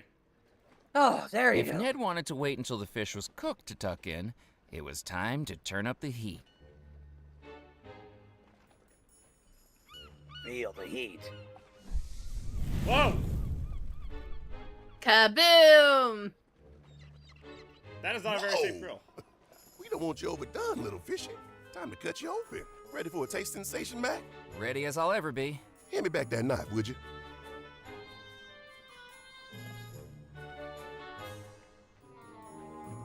Why do I get the feeling that he's not gonna blame me for the... That's strange. There's something in here. A horseshoe. Now, how did that get in there? Mac, I think your fish is stuffed. Well, knock me over with a herring. I'm shocked. Does this mean my record doesn't count? I hate to break it to you. Did I hear what I think I heard? Oh, jeez. Oh! Out of the way, Buster. Evelyn! What took you so long? The record-breaking Pancosa was stuffed? The new record was a sham? Murphy, what have you got to say for yourself? You've caught me red-handed. Well, I don't mean to be coy with you, but this Boo! cuts me to the soul. I only entered for the halibut. I can't believe I'm herring this right. I'm cracking up. I'm floundering. I'm carping on and on. I need to clear my head, but let me know if you need anything else from me. I think you've got more of a future in the funny pages than serious journalism, Murphy. Kibbs, That was have you got time for an interview with the Juniper Parish Gazette? Evelyn homed in on Ned like a dog with a bone and no sense of personal boundaries. Do Pancosa fish ever eat iron? So now go to the newspaper place. That was amazing. That was terrible. I hate it. That was fantastic. That was fantastic. Ow. Retired British police officer Abhimanyu Bibra moves to New Orleans. The newspapers in the cabinet dated back decades. If I was going to find something specific, I needed to match it up with a date. Okay, so... Using the date from the death certificate, I began to search through the newspaper's archives. And then, I found it. In the bottom corner of the newspaper was a small announcement showing that the person buried on that date was named Eleanor Hines. I ripped out the announcement and replaced the newspaper.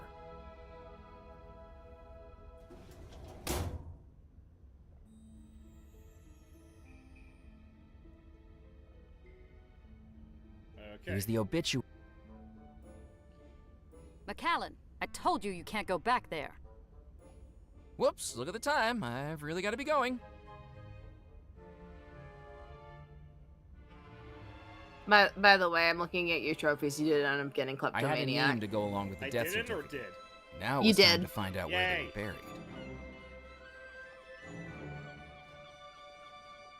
So now we can go back to the cemetery.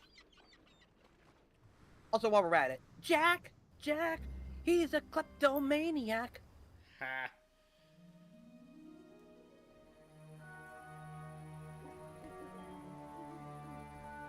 Do you know where I can find this grave? Eleanor Hines? Name rings a bell, but I can't remember the face. She must be around here somewhere, though.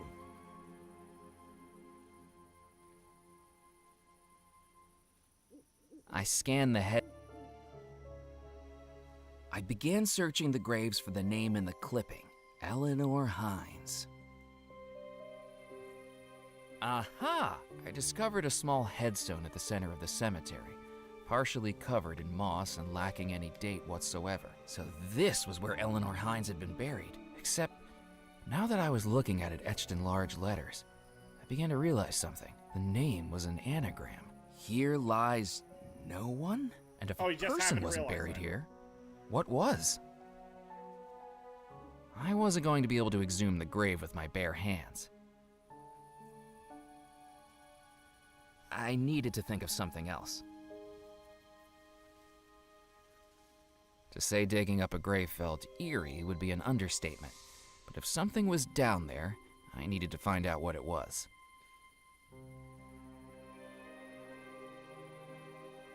I took out the shovel and began to dig. You got to go dig those holes. Dig in a grave the whole day through.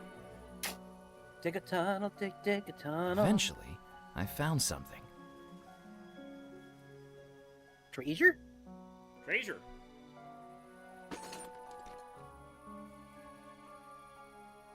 Not a coffin, but instead, a battered old chest.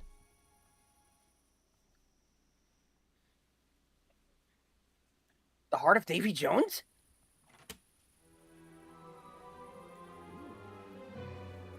I opened the chest I dug up from the grave and found two things of interest: a round glass lens and an engraving in the lid of the chest. I picked up the glass lens. The engraving read, "The Tale of the Mermaid."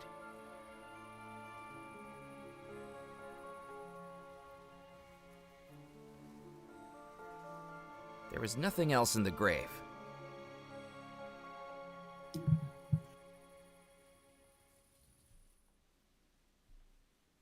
Okay. Tale of the Mermaid. It was a small glass lens I dug up in the cemetery, found along... Okay, where do I want to head next? Okay. I'll give you a choice. Okay. Do you want to get the stuff for the other brother or continue with this path right now? Would it help to get the stuff for the other brother first? No, not really. Then I might as well just continue on this path. Okay. So you're going to go back to Belmore Manor. Okay. And you want to go over to the Bride's Corridor. Okay. Bride's Corridor. And then you want to go through the middle door. Cupola. Oh, okay, I see what I need to do.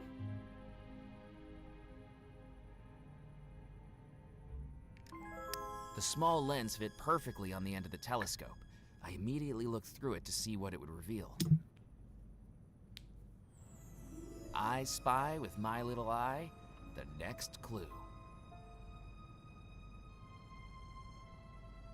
The creek You can just meandered move it all around across the peninsula. Surely that was too much to search. Yeah, like that. Perhaps there was something important about the weather vane, but I couldn't put my finger on what it was.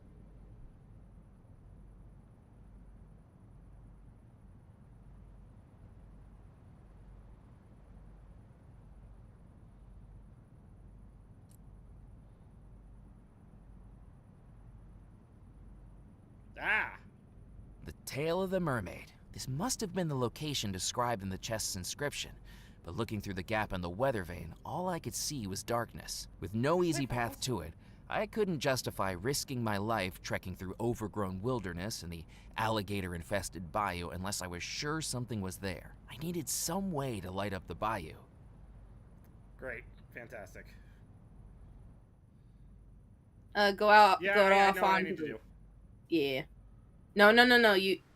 Hmm? Go. You just had to. You just had to get on the roof of the Belmore Manor.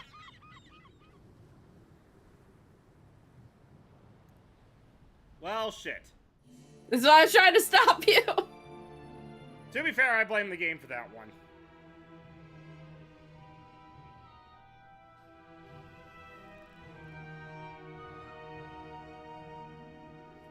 Like, okay, so I light up the path down there with the lighthouse, right? No! Why would you think that, idiot? Well, if you go out over to the lighthouse and move it and stuff, it doesn't aim directly to Belmore Manor. To be fair. There was no way to reach the weather vane, but despite that, I noticed something curious. No matter which way the wind blew, the weather vane stayed fixed in position. Okay. What's a thing that can light up the sky that we have on hand? Oh, God. I couldn't do that.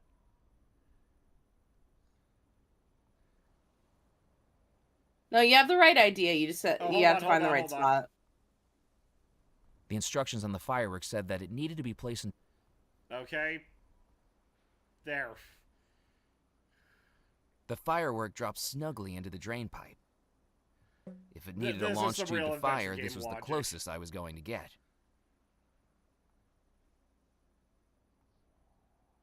And using a parasol to cross a tightrope wasn't. No, that was actually worse. Come on. Come on, Murphy. Read the book, Murphy. I took a match out of the matchbook, dragged it against the striker, and lit the firework.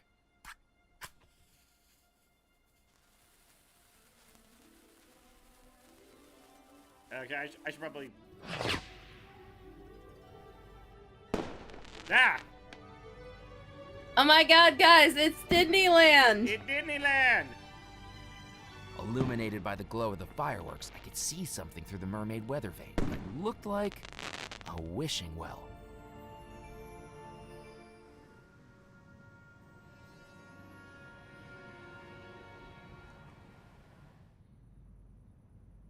Okay.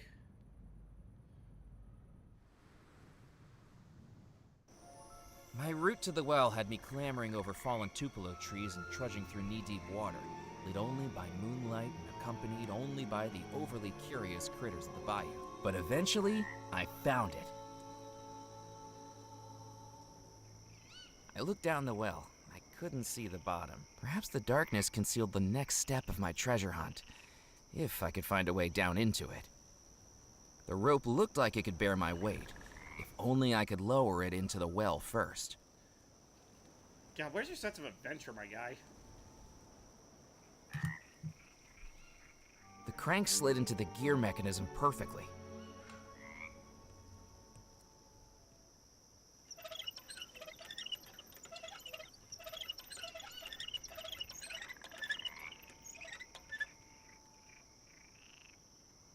I'd heard of throwing a coin down a well to make a wish, but never of throwing yourself down. I just had to hope a 30-year-old rope could still hold my weight. It did it!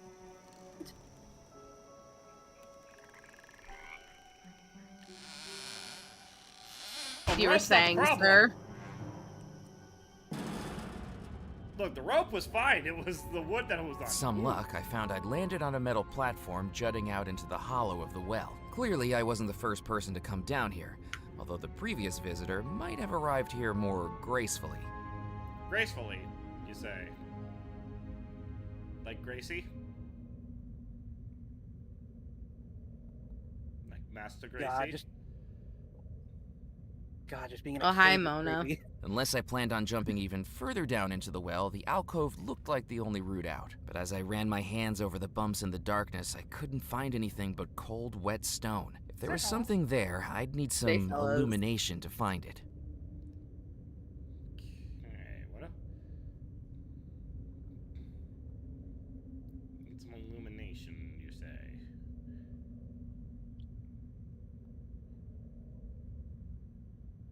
I mean, it's a light bulb. Ah. What if I...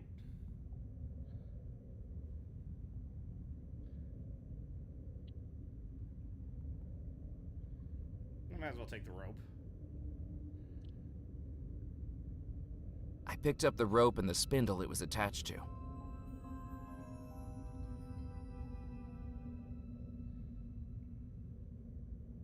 Oh, wait a minute. Xander got it.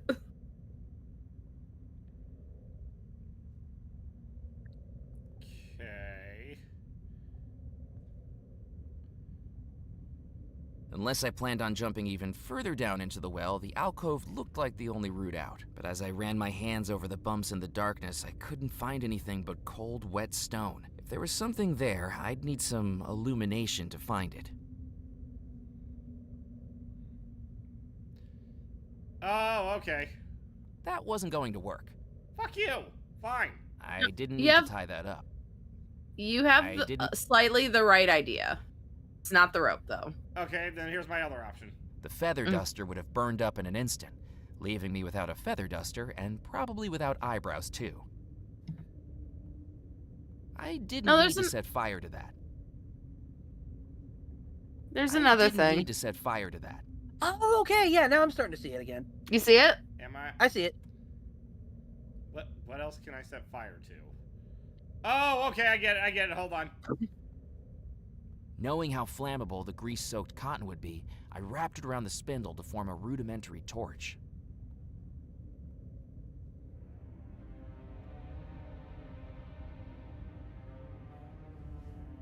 I took a match out of the matchbook, careful not to drop it onto the wet floor, and ignited the torch.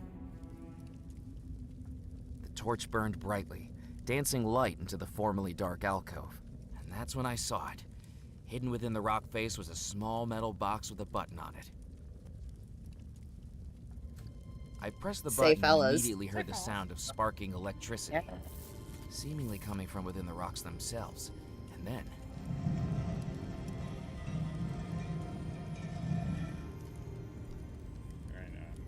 the torch was in a good place where it was. That's a bad idea, but alright.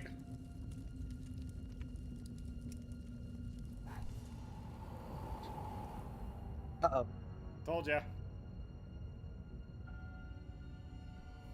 The passageway meandered like a labyrinth through the underground rock.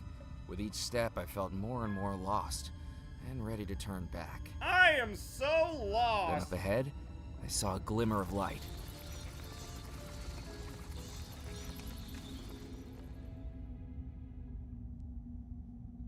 Anything to click on? I looked into the chasm, but all I could see were jagged rocks, darkness, and numerous health and safety concerns.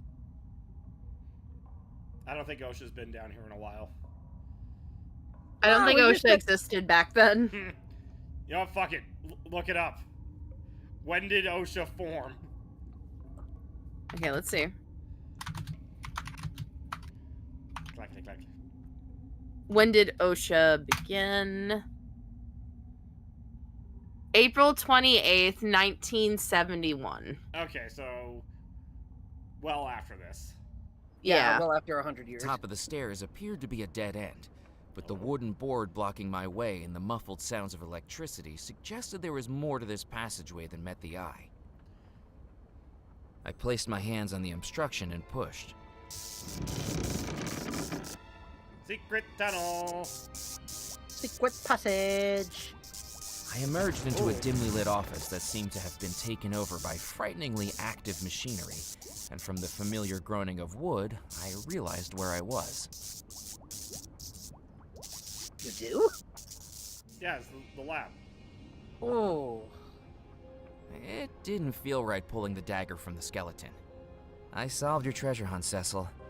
I hope you don't mind me taking this as my reward. Take the pen too.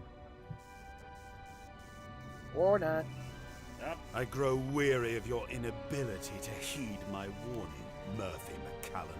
No good shall come from you pursuing this. What you've done to Abigail Belmore cannot be allowed to continue.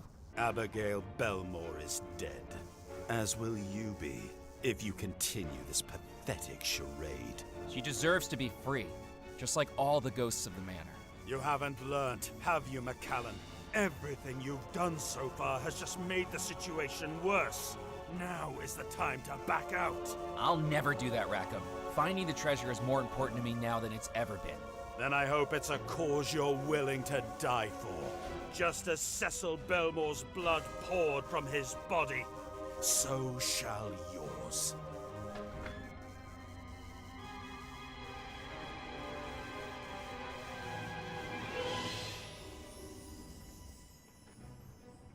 Oh, jeez. Rackham's telekinetic power are you brought me serious? onto the mill's conveyor belt. My wrists and ankles now tied with the same wire that was strewn about the mill. But at least the buzzsaw wasn't on. Yeah, about that, buddy. And then it got even worse. Shit. Let me do anything.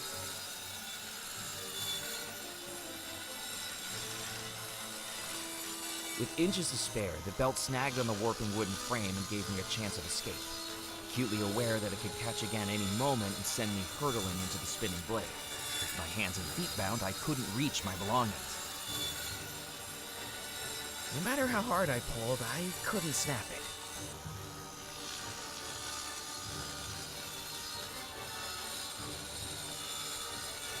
Carefully, I held the wire wrapped around my wrists against the spinning blade. It cut through them like butter, just like it would do to me if I couldn't get my ankles free.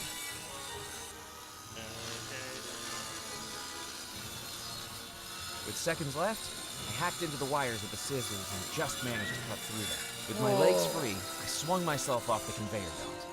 I'd survived being cut in half, and now I had Cecil's key. I am so smart. S-M-R-T. Okay, now the last key. Hello, Doris. Doris! Cluck, cluck, cluck. Mark?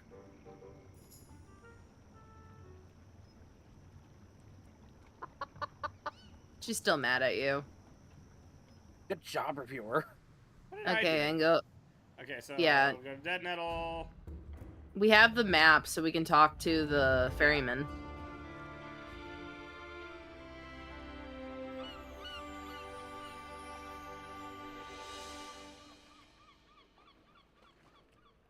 Where?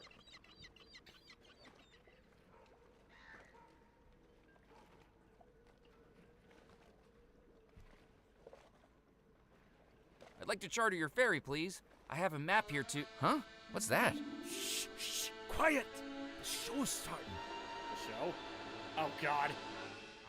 Signore, signori, ladies and gentlemen, the magic and the mystery of the theater comes together. The with bells the of artistry Notre the crafts. Dame. I was going to say that. No, this is Italian. This is Interrupting Pinocchio. me. You started it. This is very So unprofessional. how are you feeling right now, reviewer? To present to you the fantastical We'll see. battle between good and evil, a struggle between right and wrong. I just said that. The timeless tale of Pulcinella. I was supposed to announce the title.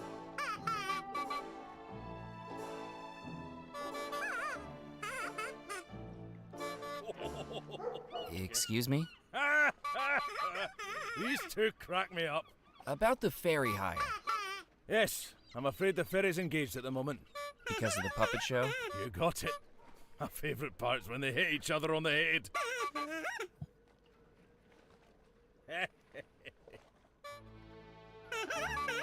Hey guys, do you think you'll be finished soon? I don't think I'd ever been brushed off by a puppet before. Then you clearly haven't lived. Great show. Maybe it's time to wrap it up? I was starting to dislike these guys.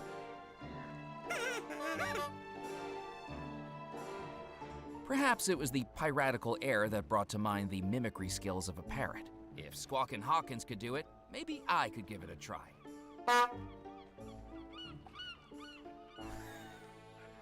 You're speaking over my lines. I'm not speaking over your lines. You're adding in lines that weren't in the script.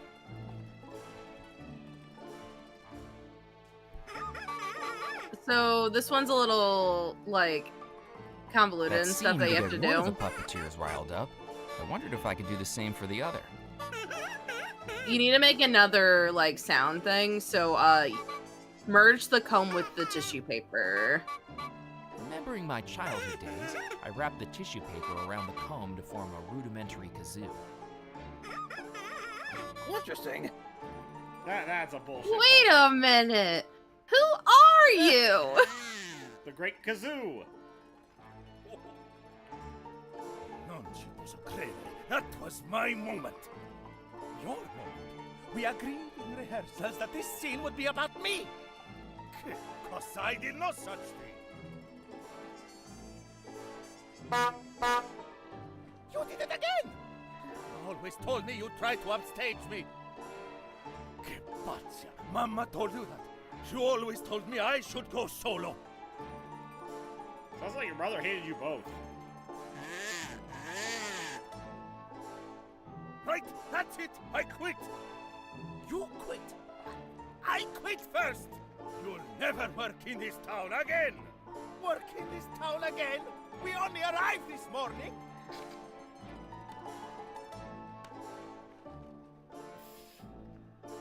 Right. You sabotaged the show. Oh, I'm sorry, I was just... That was hilarious. I liked it when the puppets fight, but I love it when it's the puppeteers. Glad you enjoyed the show. Could I borrow those instruments you used? If they come back, I'd like to direct the encore. Sure, I doubt I'll have much more use for them. So that's how we afford our charter, huh? No. So anyway.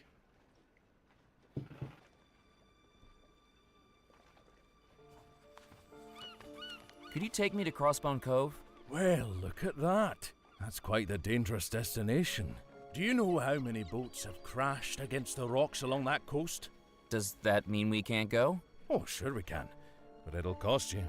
How much? Boat charter, insurance, perilous route supplement, double pay at this time of night. It's gonna cost you at least $50.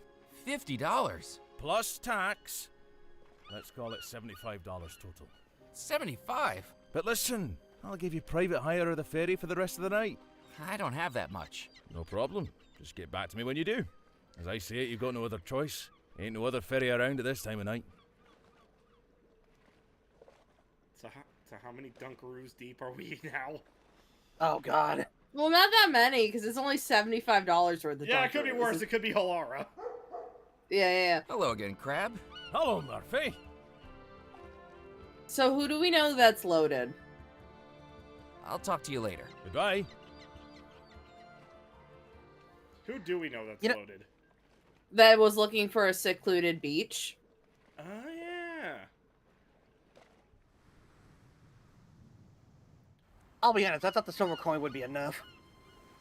No, we don't have the silver coin anymore. Hello Oh, again, damn, you're Muffy. right. How's the fossil hunt going? Terrible. This beach has just had too many people running around on it. You people. We're the only people running around on it, though. What's that book over there on the table? That's my research text, all about dinosaurs. A paleontology textbook? No.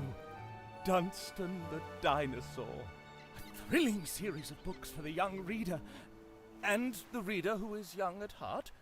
My favorite is Dunstan and the Mysterious Meteor from Mars. Well, Yeah, I guess I good showed luck him with the your map. search. I'll never. Did you say you were looking for a more secluded beach? Yes, that's right. Have you found one? Look at this. Further along the coast is a bay called Crossbone Cove.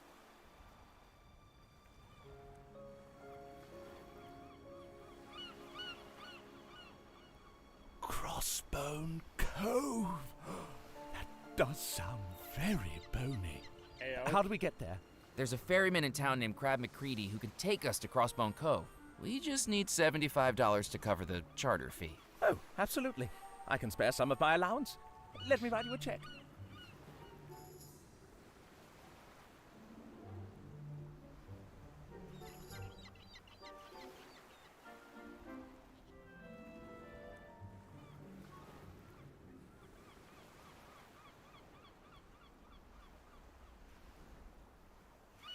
That should cover it. I'll go charter it at once.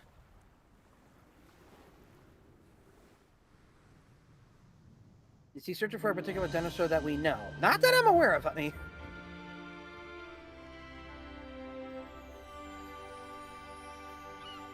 It'd be funny as hell if the dinosaur we found was the same type Lambio is. Hello again, Crab. That would be fantastic. Hello, Murphy. What was that puppet show you were watching? A bastardization of the Commedia dell'arte. You know, I don't even think they're Italian. Shave the moustaches off, and they'd look exactly like two guys I saw down at the Absinthe Bar a few weeks ago. Ah, do you think they're really locals? Worse than that, I think they're Floridians. Ew. I'll talk to you later. Goodbye. Wait, what? They're from Florida. People from Florida are like a whole different species, I swear. They really are. Will this cover the ferry payment? I just like to imagine he just pulled that out of his jacket, Oh. very fancy like. I didn't think you'd get that much. Sure it will. Who's this Carlisle guy? Oh, he's coming too. He's funding the trip. Well, he gets a promotional flag too. Gee, thanks. Consider this ferry chartered. Thank you for placing your trust in the Crab McCready Ferry Company, despite all the reviews. Now, once your compatriot is here, we can cast off. Pen that map up inside the cabin, will you? It'll be a tricky voyage to Crossbone Cove. I haven't sunk yet. This month. What? So we were off, captained by a man whose body composition had more alcohol in it than a bottle of vodka. And That's yet terrifying. he navigated like a seasoned dancer, pirouetting through the treacherous currents with a drunken grace, all the while sipping from a flask that smelled stronger than window cleaner. Crab, I can't complain about your captaincy skills, but I've got to ask, how did you get through those treacherous rocks with so much alcohol in your bloodstream? Murphy, if I didn't have the alcohol in my bloodstream, I wouldn't be going anywhere near those rocks in the first place. You know, fair. Very fair. Oh no, it's the tomb of an Didn't onyx. want to disturb the rock pile. I might have made it collapse.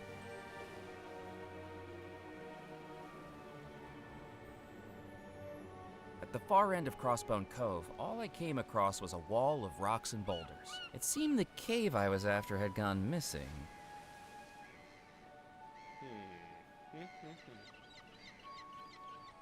Muffy, you have anything to say on the Hello subject? again, Muffy.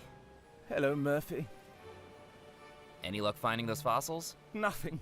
I'm beginning to think this island doesn't have any fossils. Have you found anything at all? Only these. Oh my goodness, Muffy! Those are gemstones! Rubies, emeralds, sapphires? This might be genuine pirate treasure. But they're not fossils, are they?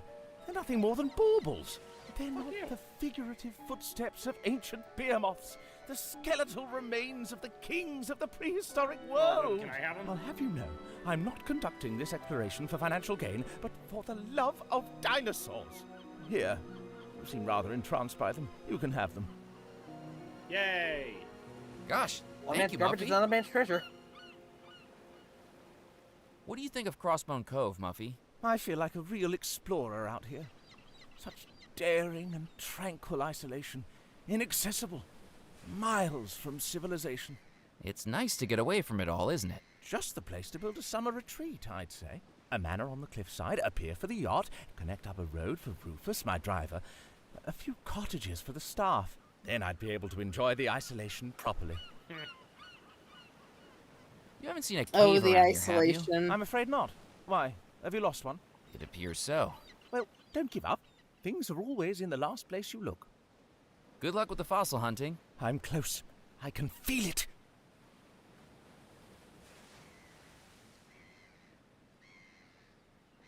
Okay, I think I know what I need to do. With use of the ferry... Hello again, Crab. Hello, Murphy.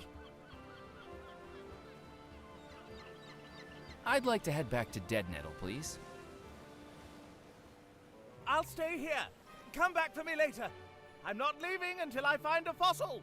I don't think he's leaving. elevator doesn't go all the way to the top floor now, does it? Hop aboard, Murphy. You're stepping aboard a most uncommon elevator. Welcome back.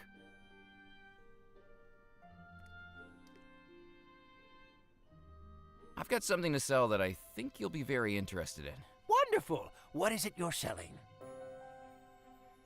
These are genuine pirate gems. They were discovered at the treacherously inaccessible Crossbone Cove, where they must have laid undisturbed for 2 centuries. Just imagine their history. Fierce ship battles, sword fights, X marks the spot. They must be priceless. That's a very exciting story, Murphy. But I'm afraid what we have here is glass. Glass? Yes, sea glass. Bits of bottle or a broken lantern, perhaps. They fall into the sea, then get smashed up into little pieces by the rocks. The tide wears them down until you end up with pretty little polished pieces like this. Does that mean you're not going to buy them off me? I'm afraid not. But they are pretty. I'll tell you what I'll do. Have a look and see if there's something you'd like to trade them for. Does that sound like a deal? Sounds like the best deal I'm going to get.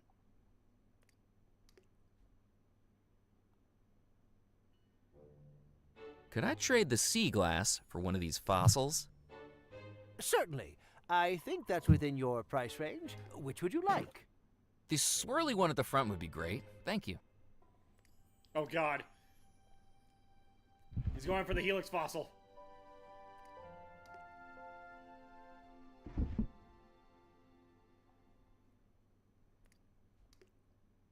Pleasure doing business with you. Okay. So now we head back over there. Well, seems he's excited about the sea glass. They're beautiful as jewelry. There you go. Hello again, Crab. Hello, Murphy. I'd like to head back to Crossbone Cove, please. That's enough. Okay, now. Do I just hand it to him? Muffy, look what I just found.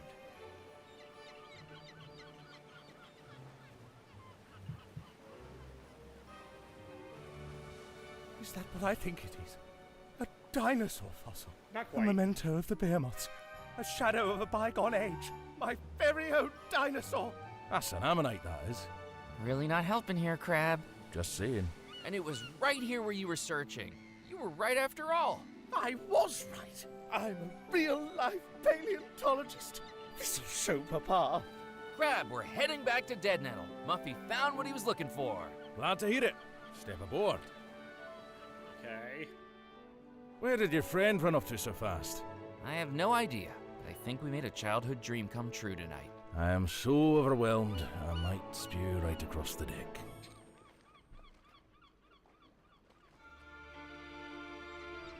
Okay, oh yeah, we'll Murphy, talk to her. The Devil's Rock Devil has returned. What's he done now? I heard that he's provoked public disorder at the Puppet Theater, dug up graves, launched fireworks without a permit, operated a buzzsaw without safety equipment. Know anything about it? Nothing about the fossil? Can't say that I do. Keep your eyes open. Okay, what were you saying, Tox? I was gonna say, just because you're gonna be backtracking and stuff, go back to Crossbone.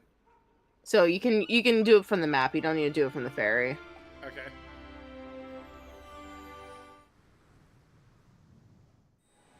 And you're gonna put the brooch on top of those rocks.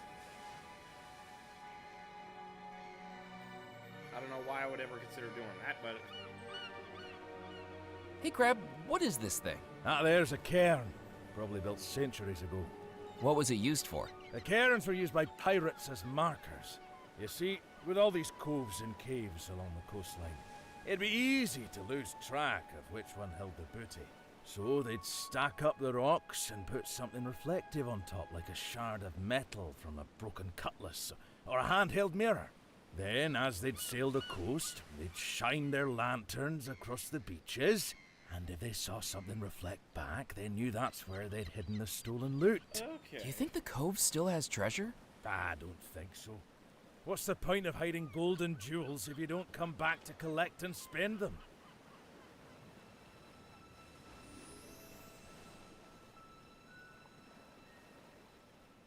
I balanced the brooch on top of the cairn, its reflective jewel facing out to the horizon. If pirates could make use of this, maybe I could too. Okay, I see what I need to do.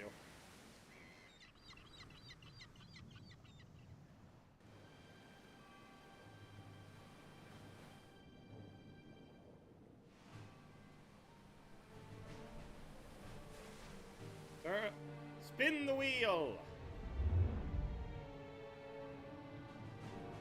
You see what I mean about it wouldn't have reached Belmore Manor? Yeah.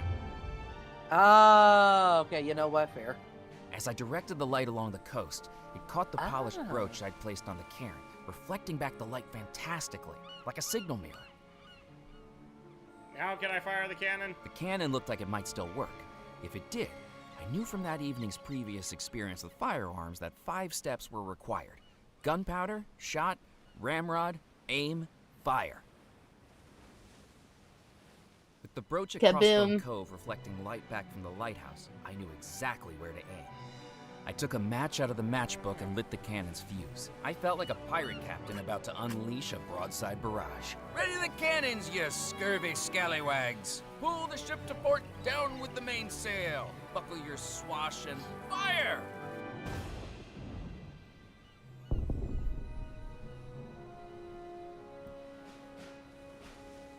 Okay. That looks like it might have worked. So literally the only reason why we gave the guy the fossil was so that we didn't shoot him with a cannon. Yeah, basically. Damn. Basically.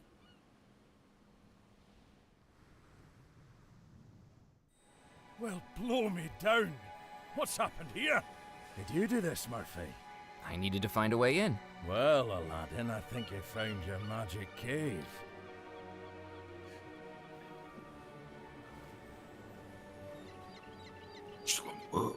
The cannon fire had worked. The boulders that had fallen in the rock slide were now rubble strewn across the beach, revealing what I'd been searching for, a dark cave winding into the cliffside.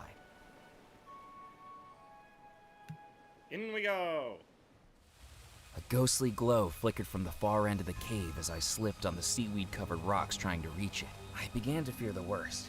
The But as I emerged in the subterranean chamber, I discovered it was actually the otherworldly glow of plankton. Now you see, this right here is what the humans call the deceased. You've been waiting all stream for that, haven't you? No, actually, I just realized I could do it right here and now. I mean, to be fair, would there have been a better place for me to do this?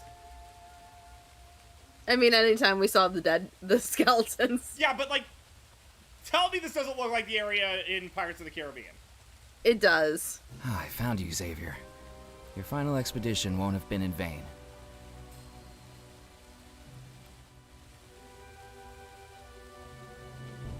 Murphy McCallan, you will pay for your insolence. I already gave all the money to the other guy. The treasure doesn't belong to you. I will get to the Belmore treasure before you. Do you think this is a game, Murphy McCallan? You are toying with things beyond your understanding. I think you're just nervous that I'm closer to finding the treasure than you are. I will not be defeated by a mere mortal. Even if you claim the treasure, I will haunt you to the ends of the earth. There will be no escape from the terror and misery I will bring down upon you. Each time you sleep, I will turn your every dream into an unending nightmare. I've survived your attempts to kill me twice now, Rackham. Maybe you're not as powerful as you think you are. Even with the 3 keys, do you really think you can beat me to the treasure, Murphy? You are a mortal. I am an all-powerful spirit.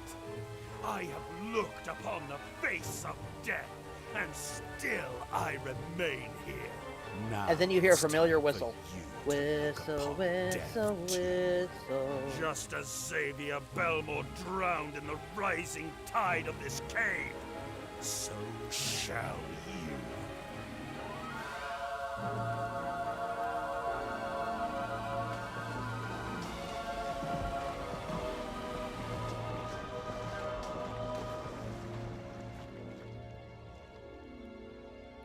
When Rackham's earthquake finally stopped, I realized the route I'd followed into the cave was blocked. Tons of impenetrable rock and rubble now stood between me and the outside world. I was trapped. The only source of light was the glowing algae in the water, but even that dimmed to darkness when it went undisturbed in the quiet cave. At any point, the cave could fill up with seawater, drowning me just as it had Xavier. I needed to find a way out. I didn't know if my mind was playing tricks on me, but the rock formations in the cave began to look like a skull and crossbones. So that's why they call it that.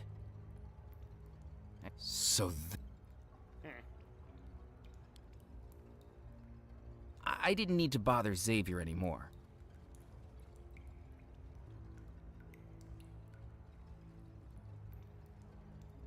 Yeah, fun. I saw something, hold but on, I'm gonna hold on. wait. Hold on. Nope. Oh. Oh, hi, Georgie. Hey, Georgie. Oi. I scooped up some of the algae water. With a quick shake to agitate it, the bottle began to shine like a blue lantern. Oh, it must be Hope. Okay. I didn't need to pour algae water on that.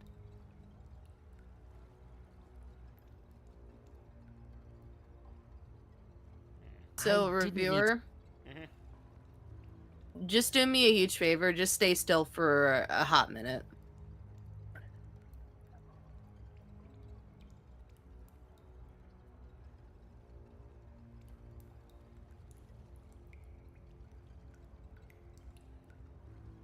Oh, hello. I didn't need to pour algae water on that. Yeah, interact with it. As the darkness dimmed in the cave, I began to make out a faint luminescence in the form of a whirlpool. Some turbulence beneath the water was making the algae glow, and I hoped it might be an underwater tunnel. That might have been my only way out, but swimming through the... So now you. The lights below the water didn't offer much chance of escape, but at least it was better than waiting to drown in the cave. Using the bottle of algae as an underwater lantern, I waded into the water, then dived down below the surface.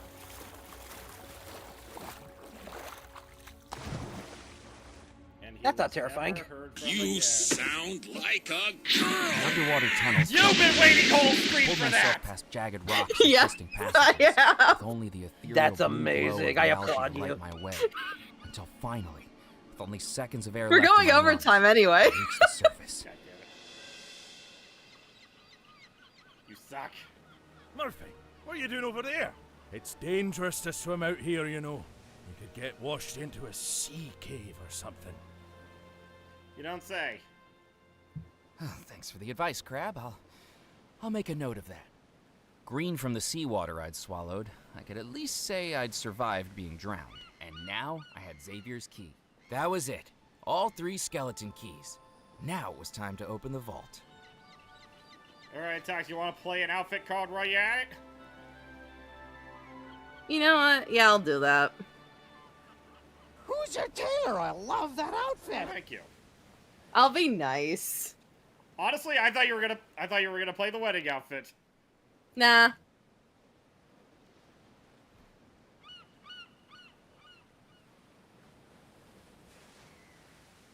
Alright, I assume you've got a timer ready.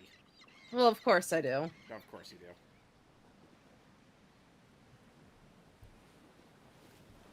Alright, start the timer. Okay. So how you doing, chat?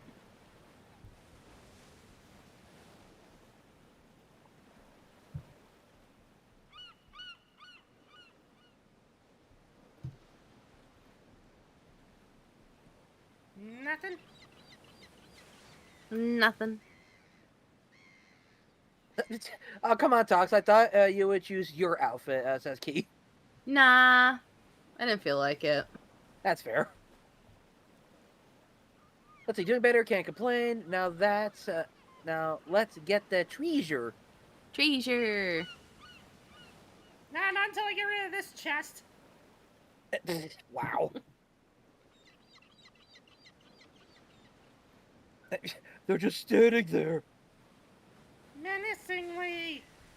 Well, let's be honest. He's probably really drunk right now. So, like, how much is he gonna remember? True. You know what, Bear? Let's see it. Let's see. Save for being wet, cold, and fish on top of my head. I'm fine. Dang. Sorry that happened to you, Jason. I think that was a reference to the Sonic the Hedgehog movie. And okay. By the way, Toffro, you think I, reviewer of those dudes with a hat on YouTube, would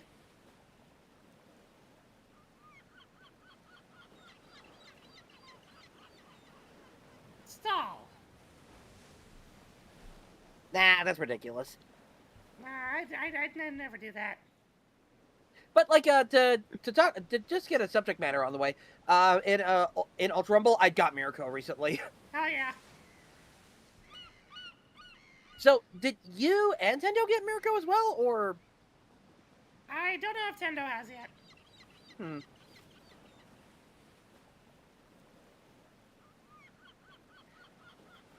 Next one I'm gonna go for is President Mike. Can't smack the staller because there are no stallers here. Exactly. Okay, but I can smack Xandru. That's true. Why? Why? Ow! Why not? What? A man has fallen into the river in Lego City. Oh. You know, you probably should have played that also when Murphy went diving. Hindsight, yeah. But, you know, my brain was more on, like, I gotta take advantage of this situation. That's fair. Dare. Let's see. Hatter. Anyone excited for the last act finally releasing on YouTube tomorrow? I am very excited. I'm noticing that my quick travel things are kind of not there. Oh. Yeah. Storyline. It's because you have to take the ferry back for this one for last one. But also remember to go since we did all the other things. Remember to go back to Alvelin for the last time.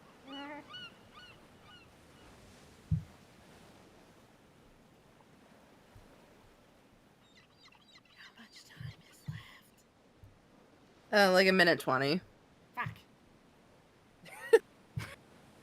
I can actually say it because there's no cards to stop me. That's true. It's news to me, but isn't to you. That's not the lyric. Oh, is it not? No. It's news to me that it's news to you. Oh. I need to listen to that song more. Don't we all? Mm-hmm. Early in the stream, but what song covers did we talk about like wanting to do in the future? Sea shanties? Sea shanties and and Welcome to the Hazbin Hotel. Right, Happiness Hotel. Happiness Hotel. I just gotta say, Xandru. Yeah. Discord cut off the hap part of that sentence. Oh no! What? Yeah, do me a favor, say Happiness Hotel without the hap. Not the first 3 letters of happiness. Happiness Hotel? What? You're free. Just explain it to him. He's very slow. Xandru, what did I just get back?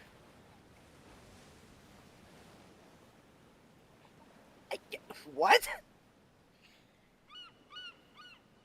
I really have to spell it out for him, don't I? You do. Oh, for the look. Oh my God. Okay. There you go. Oh my God. Hello again, Crab. Hello, Murphy. I'd like to head back to Dead Nettle, please. Up aboard, Murphy.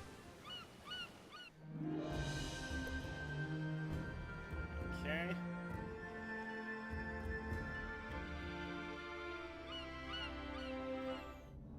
Murphy, the Devil's Rock Devil's up to his old tricks again. Oh no, what's he done this time? I heard that he's fired antique military artillery, swum outside of the designated recreational beaches. Know anything about it? Can't say that I do. The Devil's Rock Devil continues to elude us.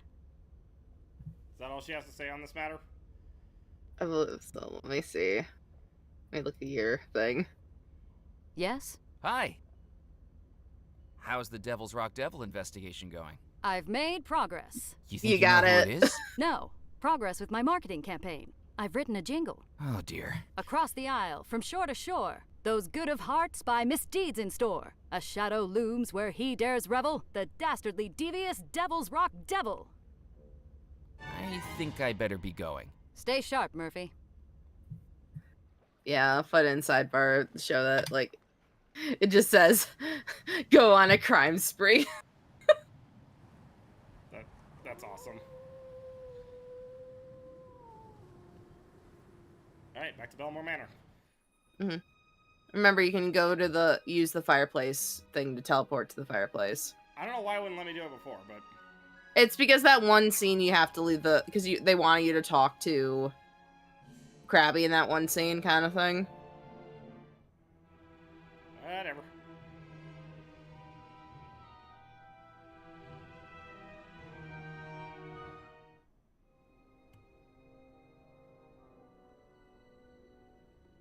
I placed the first key into the mantelpiece. I placed the second key into the mantelpiece. I placed the third key into the mantelpiece and immediately heard a click.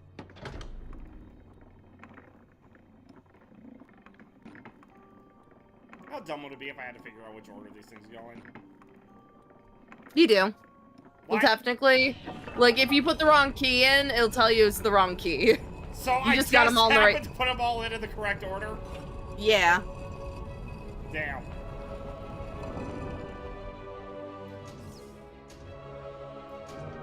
I didn't know what exactly I was going to discover beneath the house, but it was time to find out.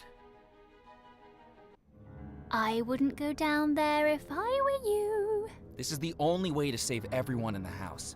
I need to see what's down there. A cry for help will make no sound, with secrets deep below the ground. Dare he walk into the black, for once he's in, he won't come back. Yeah, and don't think I didn't see asshole come kind of appear off to the side there. Yeah, he shows up a couple times, like if you pay attention to the backgrounds in that chapter. Okay, I didn't notice it the other times. I just noticed it that one.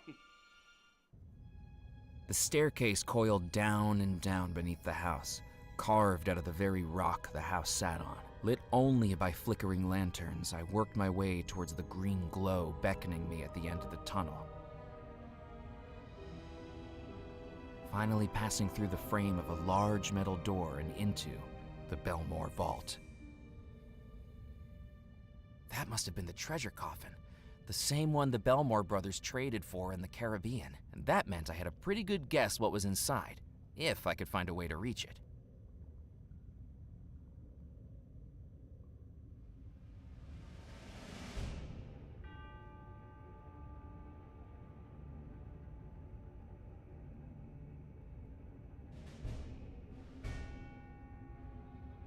Oh god, Fullmetal Alchemist with this transmutation circle. I reached down to the hand wheel and pulled it from the glowing water, careful not to splash any on myself.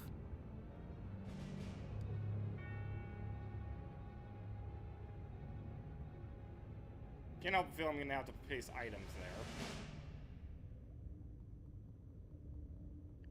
Wait, I know what this cave is. This is the secret location of Ecto Cooler.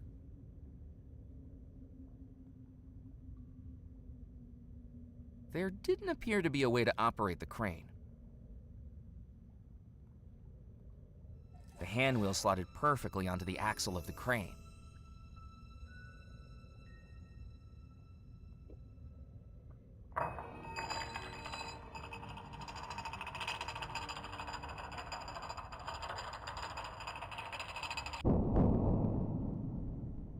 Alright, now time to go all the way back down.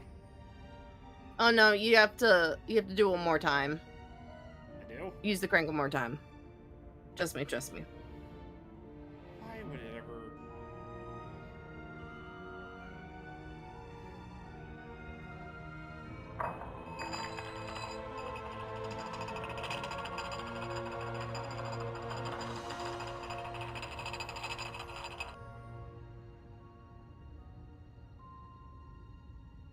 The hook hung out of reach. Now do I go downstairs? Yeah.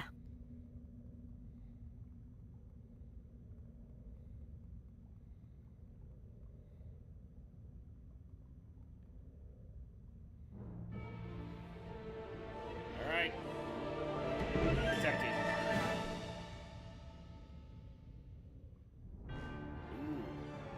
As I peered into the coffin, I saw for the first time the cursed artifact that had caused all of this. The coffin stone. Its surface is black as brimstone, each crack faceted like an emerald. Simultaneously beautiful and terrifying. And so the elusive artifact is found. Rackham, you've lost. I found the coffin stone before you. Your plan has failed. Congratulations, Murphy McCallan. But now I think it's time you hand it over to me. I'll never give it to you. Give it to me, or die. You've attempted to kill me 3 times now, and every time you've failed.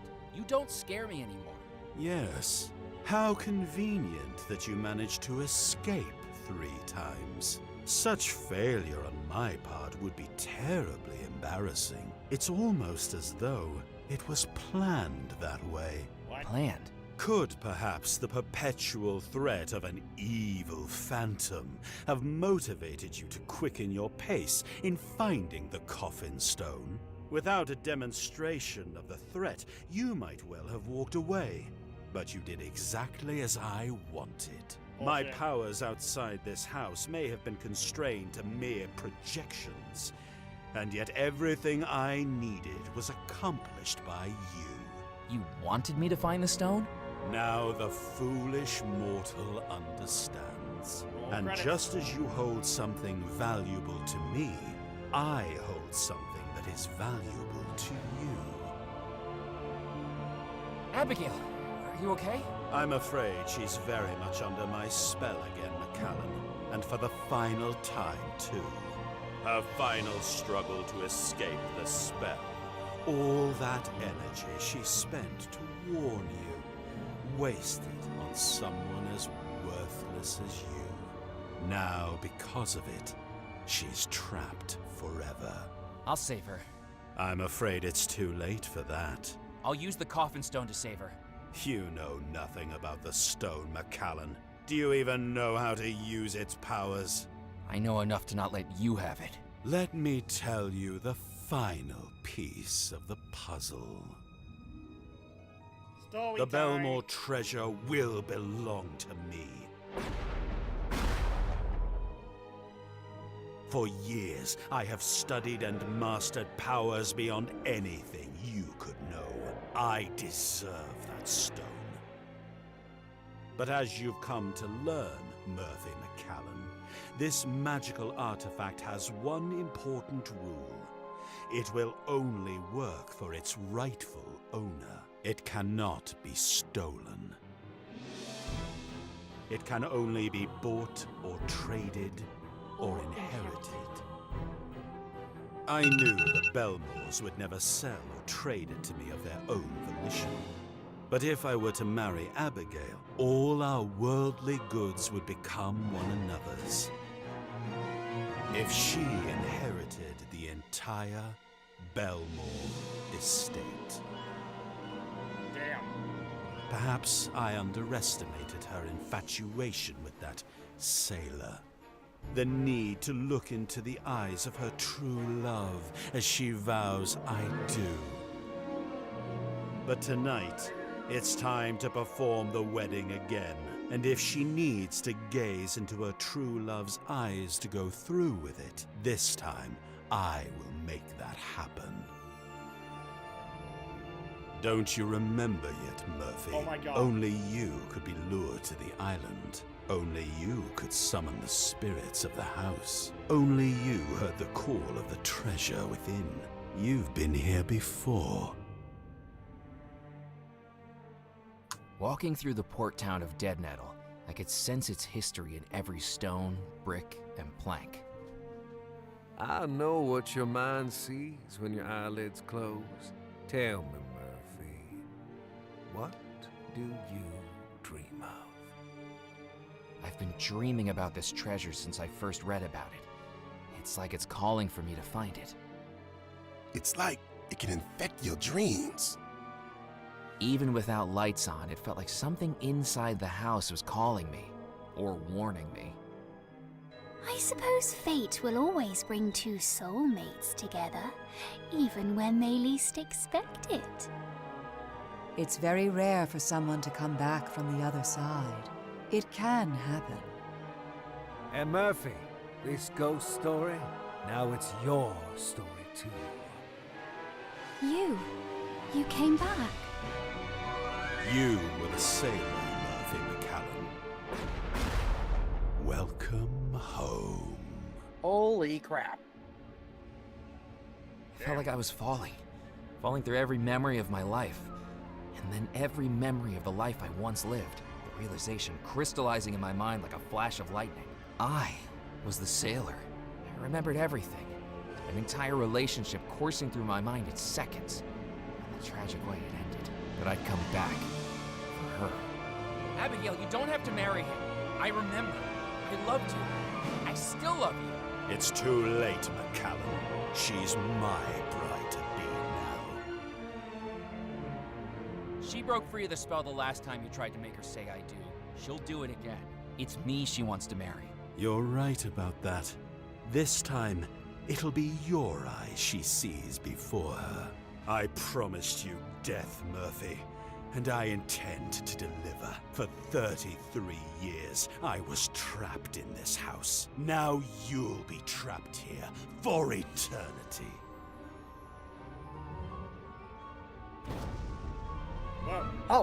Oh my God.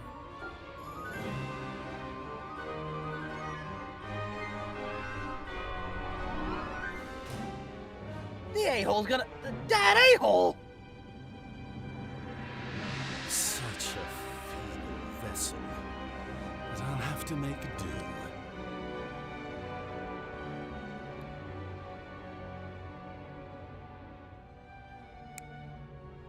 Do excuse me, Mr. McCallan. I have a wedding I'm running frightfully late for, and I'd just die if I missed it. Dick.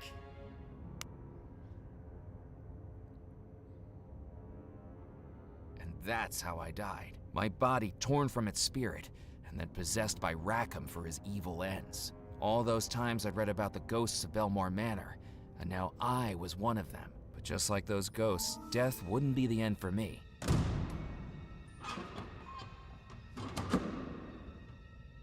If I could escape the vault. Decades of exposure to the Coffin Stone had turned the water green with cursed energy, just like the spirit water in Moray's riverboat. I didn't want to put my hand in it. You understand now when I said, like, oh, that wasn't the big twist. Because, like, you remember, like, you were like, oh, I think I mentioned it at the beginning of the stream as well. I was like, oh, why did they just tell us straight up about this? They should have done that. And I was like, oh, that's not the actual twist, dude. Damn.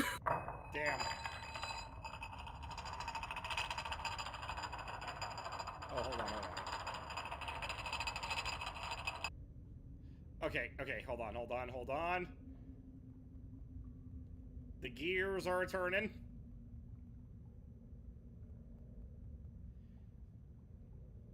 In taking my body, Rackham had also taken all the belongings I'd collected. I wondered what he'd done with them. The hook was lowered as far as it could go. Looking back into the treasure coffin, I found it now contained all the items I'd collected on my adventure.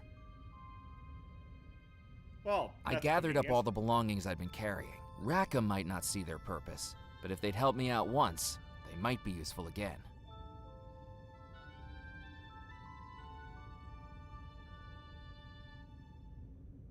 There didn't seem to be much reason to attach the rope to the hook while it was lowered. Was I at least on the right track with that? No. Okay. I will tell you this. I would highly recommend playing around with you see what you have in your possession right now? Yeah. Yeah, I get that. Why did he spin around like that? I don't know. Yeah,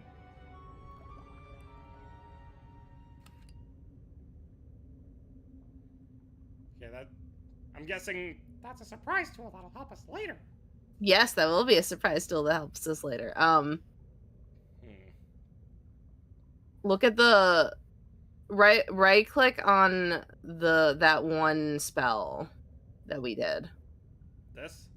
Yeah, on the manuscript. Wait. So you remember? Oh my God! The illustration was hold a ring on, of hold on, text. hold on. 7 Got black feathers. Not there. In the coffin? In the Gree. In a flash of inspiration, a plan came into my mind. The summoning spell revealed that which is hidden within. Maybe it could reveal the evil spirit that was hidden within my mortal body, if I could find all the ingredients. I placed the feather duster in the Gree. That would work as black feathers. Okay, black feathers. Nice.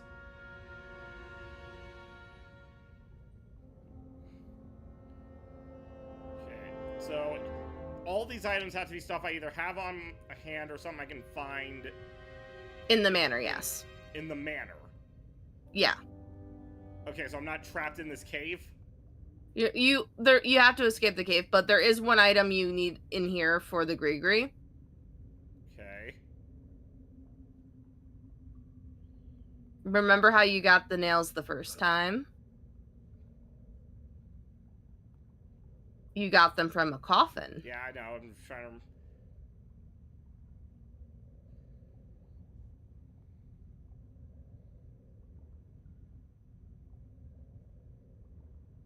I couldn't remove the nails with my bare hands. One by one, I pried the old nails from the coffin.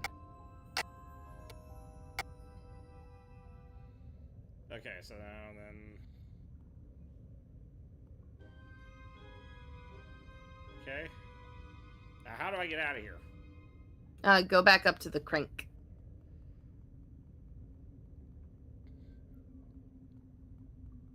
Hey, Tendo, let's see. Just got out of Toy Story 5. How's it going? We're dead. Spoilers. Okay.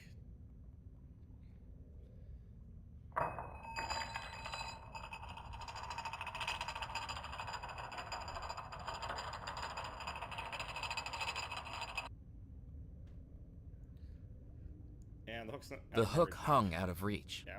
Okay, now what? What do you have that you can grab a rope with?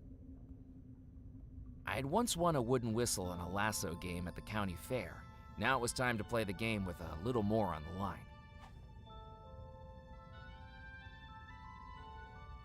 Okay, and then you put the hook on the handle. Mm-hmm. That is a stretchy chain.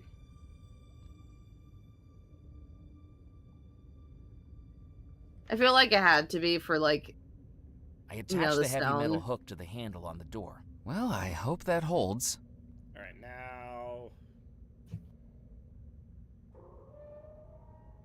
I turned the hand wheel, pulling the chain taut, but the vault door remained secure in its frame. It must have still been attached somehow.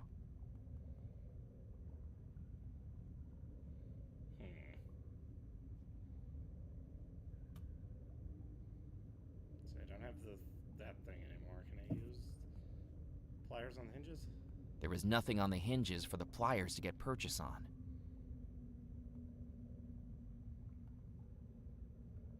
The auger wasn't strong enough to get through the reinforced hinges on the vault door.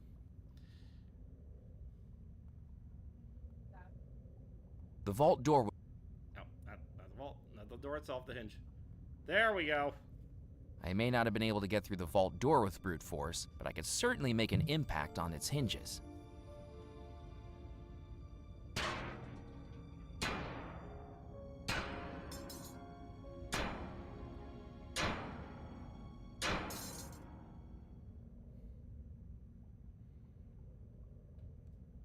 Looks like our plan hinged on this to work. I gotcha. Thank you. Ooh. The vault door went crashing into the spirit water below, and in doing so gave me my escape route. With no time to lose, I needed to get to the ballroom.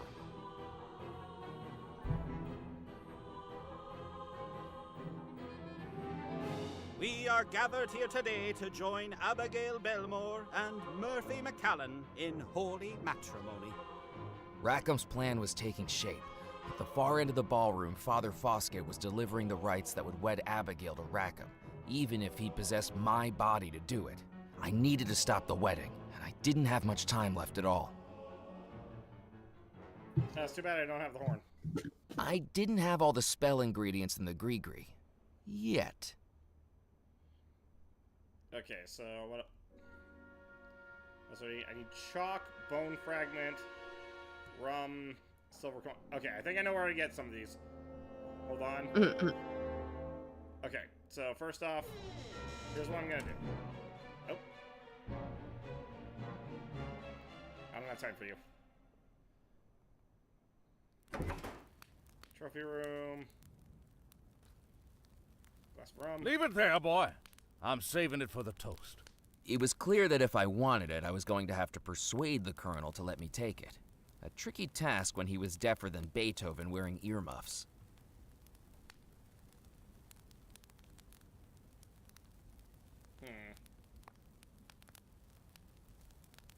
Good evening, Colonel. No, thank you. I don't have an appetite.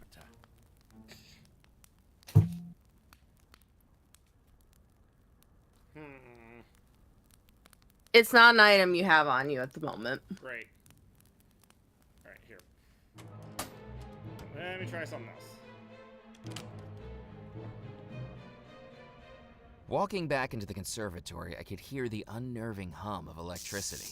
The outer casing of the automaton had been removed. Clearly, Rupert was undertaking some maintenance on it.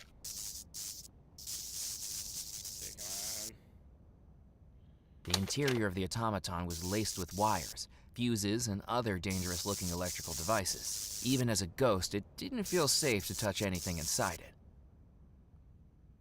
I needed to think of something else.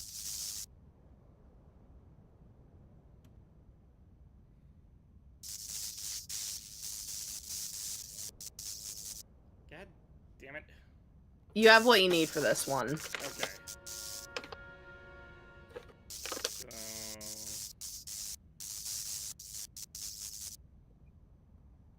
The danger sign dangling from the automaton warned of electrocution. Now it wasn't just the plants in the conservatory that were deadly, it was the statuary too. But being dead already, I decided to take the risk.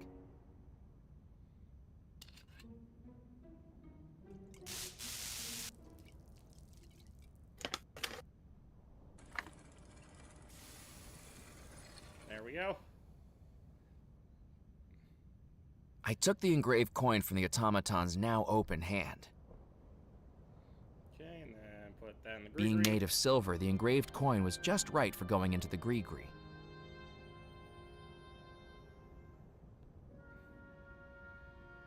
Okay, then the gunpowder's simple enough.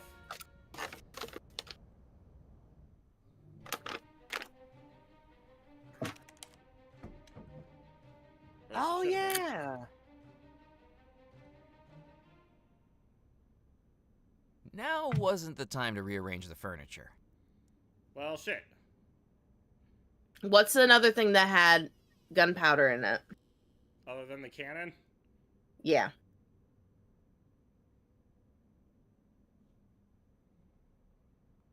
I don't know what had gunpowder in it. I don't know, like maybe a firework or something?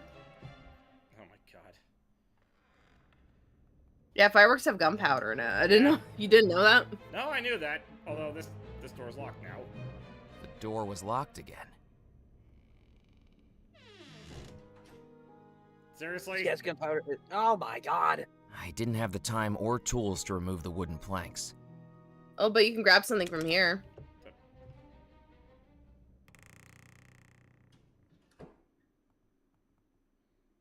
Oh, wait. I picked up the horn. Abigail had no need for it anymore.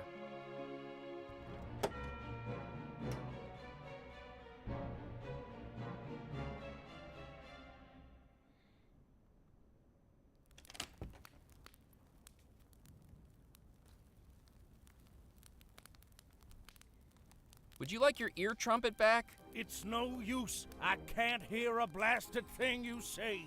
I wish I had my ear trumpet back. I'll take that as a yes. Oh, thank you, my boy. I suppose now that Foskett's not here, I can enjoy a little peace again. Why aren't you at the ceremony? The ceremony? I think everybody's gone through to the ballroom for the wedding. Well, I didn't hear an announcement. I wondered why. Would you like me to top off your drink? Oh, yes, my boy. Good plan. I meant to save it for the toast, but who can blame a man when such temptation is right in front of him? There we go, and then... I poured the rum from the Colonel's glass into the gree-gree. Right in front of his dumbass face. No, we're topping him off, you know?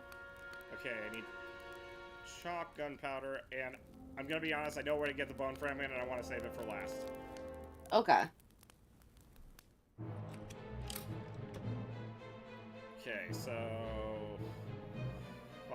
No. You know, when You want me to promised give- oh, go ahead. You want me to give you a hint? Oh, hold on. I think I know where to get the chalk. Okay. You were saying, Xander? Tendo, you know, when you promised me a spiritual evening, Mrs. retreat, Craddock. this was not what I had in... It is certainly not. This isn't a what good I thought you meant. The kittens aren't prepared, the flower arrangements are a shambles, and they've changed the schedule 3 times already. The schedule? Right behind me in black and white. And am I even permitted to see the wedding?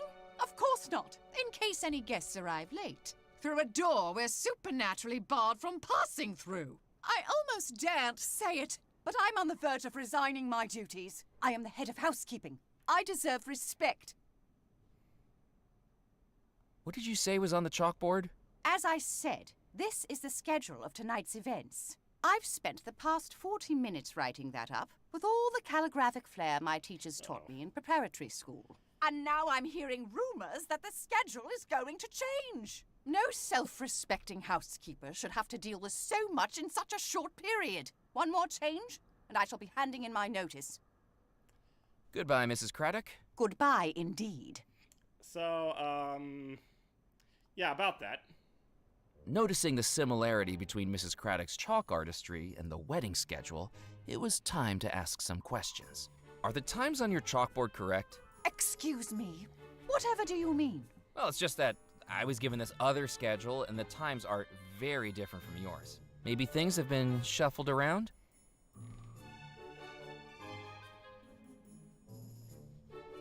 No, this can't be. How am I expected to work under these conditions? A wedding is a once-in-a-lifetime event. If they keep reconsidering every decision, I can't be expected to keep up with it. Yep, definitely different. This looks like it'll take ages to fix. That's it! They're already at the altar. I shall be taking my leave. Somebody else can hand out the vol au vents. With the noise and waddling motion of a cranky goose, Mrs. Craddock strode across the grand hall, through a doorway, and out of sight. The delicately drawn writing on the chalkboard listed the schedule of events for the wedding.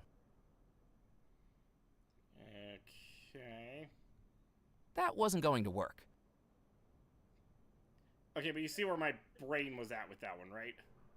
Yeah. Like a guilty schoolchild held back after class, I rubbed down the chalkboard.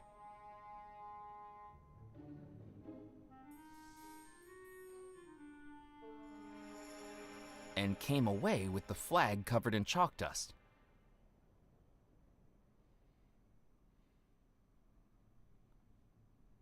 I placed the chalk dust covered flag into the gree-gree.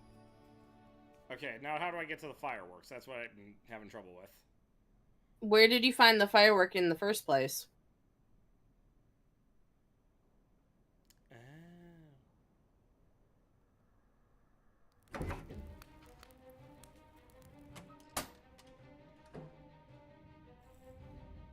So I was so close.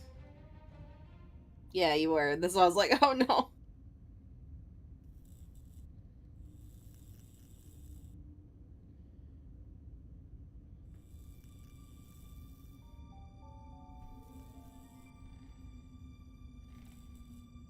Knowing the explosive contained gunpowder, I placed the firework into the gree-gree.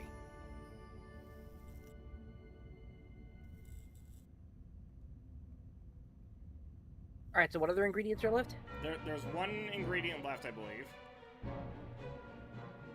Yep. Yep, just the one. And it's gonna be fucked. Oh, no.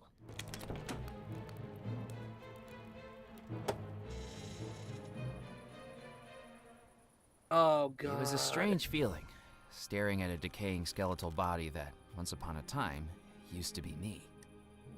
Knowing the skeleton belonged to a former version of myself, I didn't feel quite as uneasy taking a piece of it.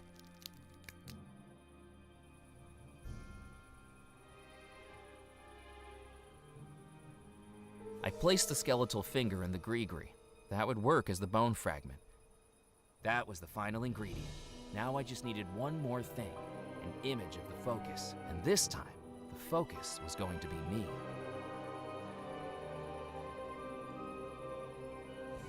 Ha-ha! I remembered the photograph of me that had been taken earlier that night, still privately tucked away inside the captain's license. I folded it up and placed it inside the gree-gree, knowing that it would work perfectly to direct the spell towards its focus, my own body.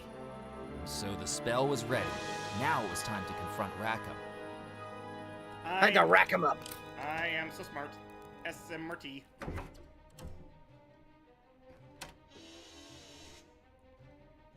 Just as true roses may grow from the garden soil, may your love blossom together in beauty. It's been a long-ass ceremony. Thank God he's long-winded. If anyone can show just cause why these two may not lawfully be wed, speak now or forever hold your peace. She doesn't love him. You meddlesome fool! I am her groom. I will marry her. Rackham has been using dark magic. The bride is under a love spell, and he's possessed my body for this wedding. Your claims are the ravings of a madman. I mean, there is Bosket, resume the ceremony at There's once. two of them. Yes. Then, by the power vested in me... You've underestimated me for the last time, Rackham. If you won't return to me what is mine, I have the power to take it. Within the focus what may hide, this spell will soon reveal.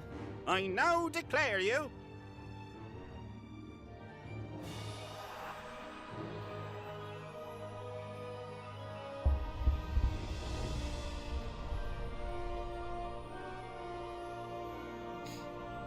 Just stroll right into it. husband and wife. Murphy, I'm back. We're married. No! No! You may now kiss the bride. Wow. Wow. You fool! You've destroyed everything! I've saved everything, including the one I love. But there is one thing that needs to be destroyed, Rackham, and that's you.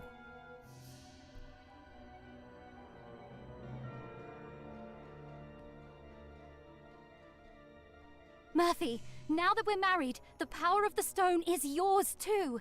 And for once, it'll be used for good. No. Rackham, be gone. No! Are you ready? No, I'm not ready at all.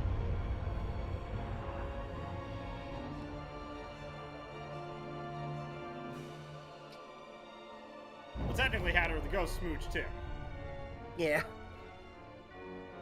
The power of green saves the day. Oh yeah. I knew you'd do it, Murphy. Do you remember now? I can't believe I ever forgot you. I knew you'd come back. Even if just for a final goodbye. Goodbye? Why goodbye? The spell is broken. The ghosts of the house are able to move on. And as I looked around us, I saw each ghost in the audience fading away as they passed over to the spirit realm, each with a grateful smile. With the heartbreaking realization, I knew Abigail would be next. Murphy, I think I have to go with them now. I can't lose you again, Abigail. It was worth it to see you one last time. You freed me. Thank you, Murphy, for everything. No, I won't let this be the end.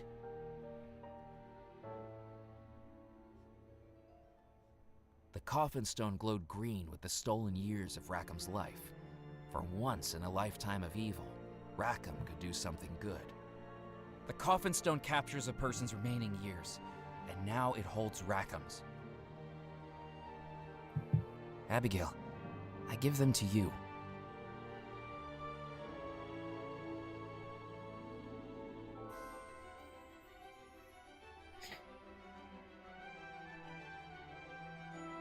This is very Beauty and the Beast. Very much so. Even the music, yeah. Yep. Bravo! Bravo!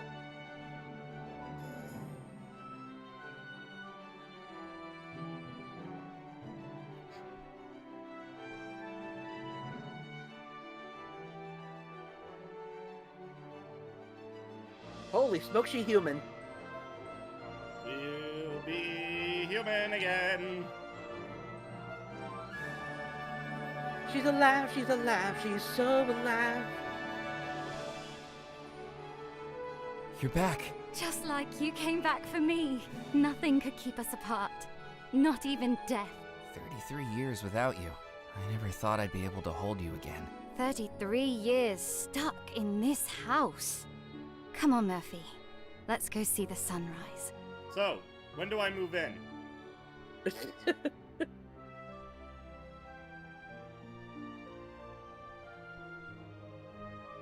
Wait, weren't the people in that house also cursed to be stuck there 33 Yeah, years? now, Like, now that the curse is broken, they're free. Yeah. I'm so morbidly... well, okay. Like, she was supposed to fade, but because we... So how does it feel being a treasure hunter? It would have been easier if I'd remembered what the treasure was this whole time. All those dreams I had of a treasure calling out to me from this house. It wasn't $13 million. It wasn't even the coffin stone. It was you. You were the treasure. And you found me. Oh, great. We can fill in the plot holes. Huzzah! Why did nobody tell me who I was from the beginning? You couldn't just be told you're in love with someone you don't recognize. You needed to remember it yourself. I knew it would happen eventually. Why did nobody living recognize me? Rackham had all kinds of powers I'm not sure we'll ever understand. For years, he'd been trying to erase all memories of you. His plan relied on it. To everyone else, you became just a blur. How could anyone really make the leap to realize you're a reincarnation from 30-something years ago? You didn't even know it yourself. So what you're saying is it's magic, we don't have to explain it. Pretty much. How did I come back from the spirit realm? Don't you remember? No, I remember the moment I died, and then the earliest memories of this new life I've been living, but nothing in between. Madame Planchette told me that spirits can come back if their ties to the mortal realm remain strong enough. But even she doesn't know more than that.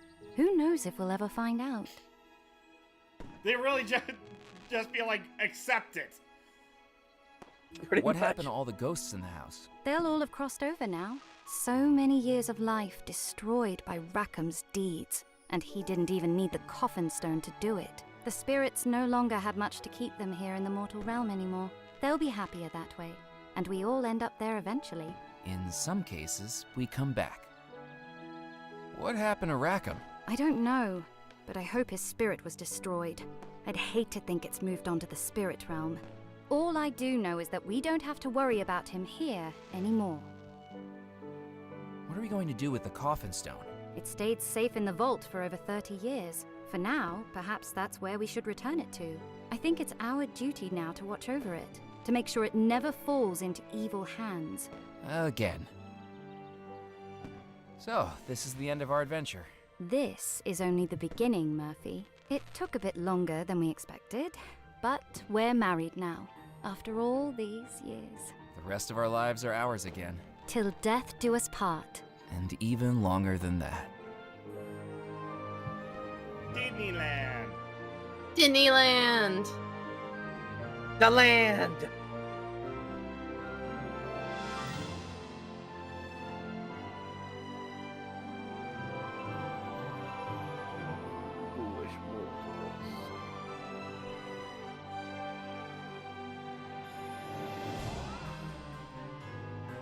Okay. So, there is a cutscene at the end of the credits. Of course there is.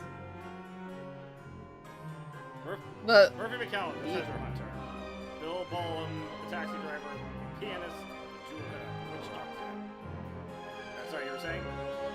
I was gonna say, you can finish what you were saying. We have time to... So, that was Foolish Mortals. Again, it's a Haunted Mansion video game with the serial numbers filed off, but that doesn't make it bad. As a game that is very much inspired by that, I think it worked really well. No, the story is really good. It does get into, like, what is honestly my problem with a lot of point-and-click adventure games. The way you have to figure out some of these puzzles is just ridiculous. Like, every adventure game does this. The puzzles make sense in hindsight. Mm-hmm.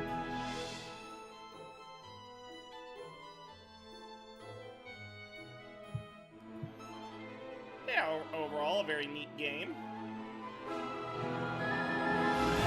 Andrew, what do you think?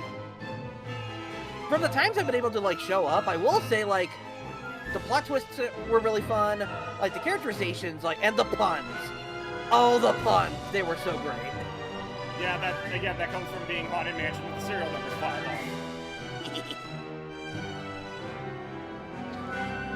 And I'll be honest, that plot twist at the end with our main character, I'm like, yeah, like, why is he a part of this? And then, like, bam, they throw that at me. I'm like, what?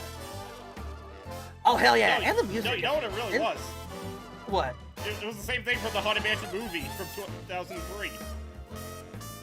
Oh God, technically yes and no, because technically she wasn't the reincarnation. She just looked like him, like her, you know. Ah, there you go. And the spirit was still in the house, kind of thing. Yeah. Ah, there you go. You would think two spirits that live in the same house would bump into each other. If anything, it takes more inspiration from Phantom Manor, in my opinion. Yeah. Ah, there I you can go. see that. So 5 stars, what do you rate it? I'd probably give it like a 3.5. Another thing to give praise to, the music. Like, it's really good. Oh yeah, I have the DLC. I got the soundtrack. Very good. Oh God, all the Kickstarter backers. Oh wow. Yeah, this was a Kickstarter. Yeah, that makes sense. Very nice.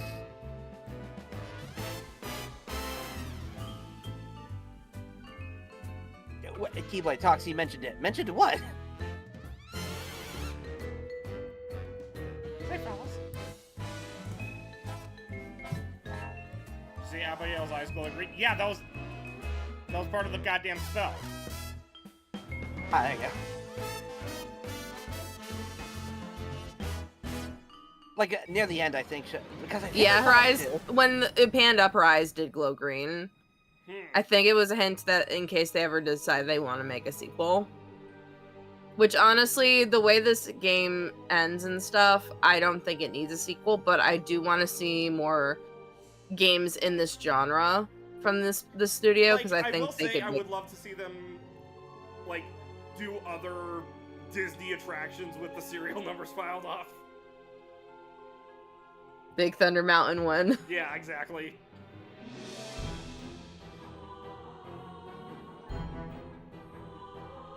Like, you don't even have to, like, follow Murphy and everything in the next game. They could just do another game that takes place in the same world. Mm-hmm. Have Muffy show up for no reason, just to move the Just plot have him be along the with one money. that, like, the one connecting thread between all other games. Well, I mean, he is technically not... He's visiting. He's from New York. So, technically... You know, he'd have a lot more luck finding dinosaur bones around Big Thunder. Isn't there dinosaur bones in Big Thunder Mountain? Yes. Like, on the extra... Yes, there's a T-Rex skeleton. Yeah, there you go. There's a fossil. Exactly. I love how there's one person on this list that's just R. R. There was another one that was N. Oh God, the guy from Pokemon. If we went back, we probably might have saw L from Death Note. Death Note. Oh, there's V. And there's W.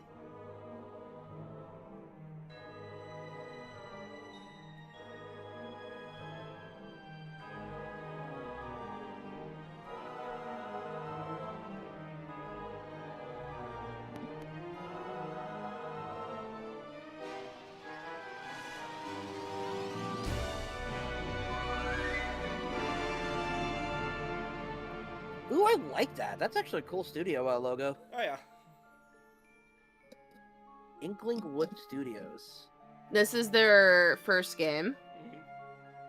So, I really hope we see more from them. Mm-hmm.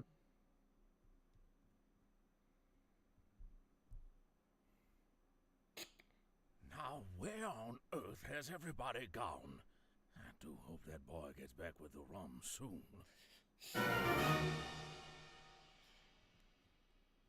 That poor bastard.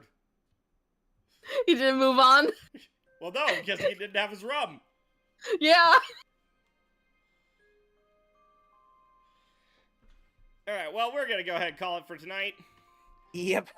Thank you guys so much for joining us. We will be back tomorrow over on Twitch as Riseno continues to play Ratchet & Clank Up Your Arsenal at 2 p.m. Pacific. Heck yeah. Have a good night, everybody. Bye, peoples.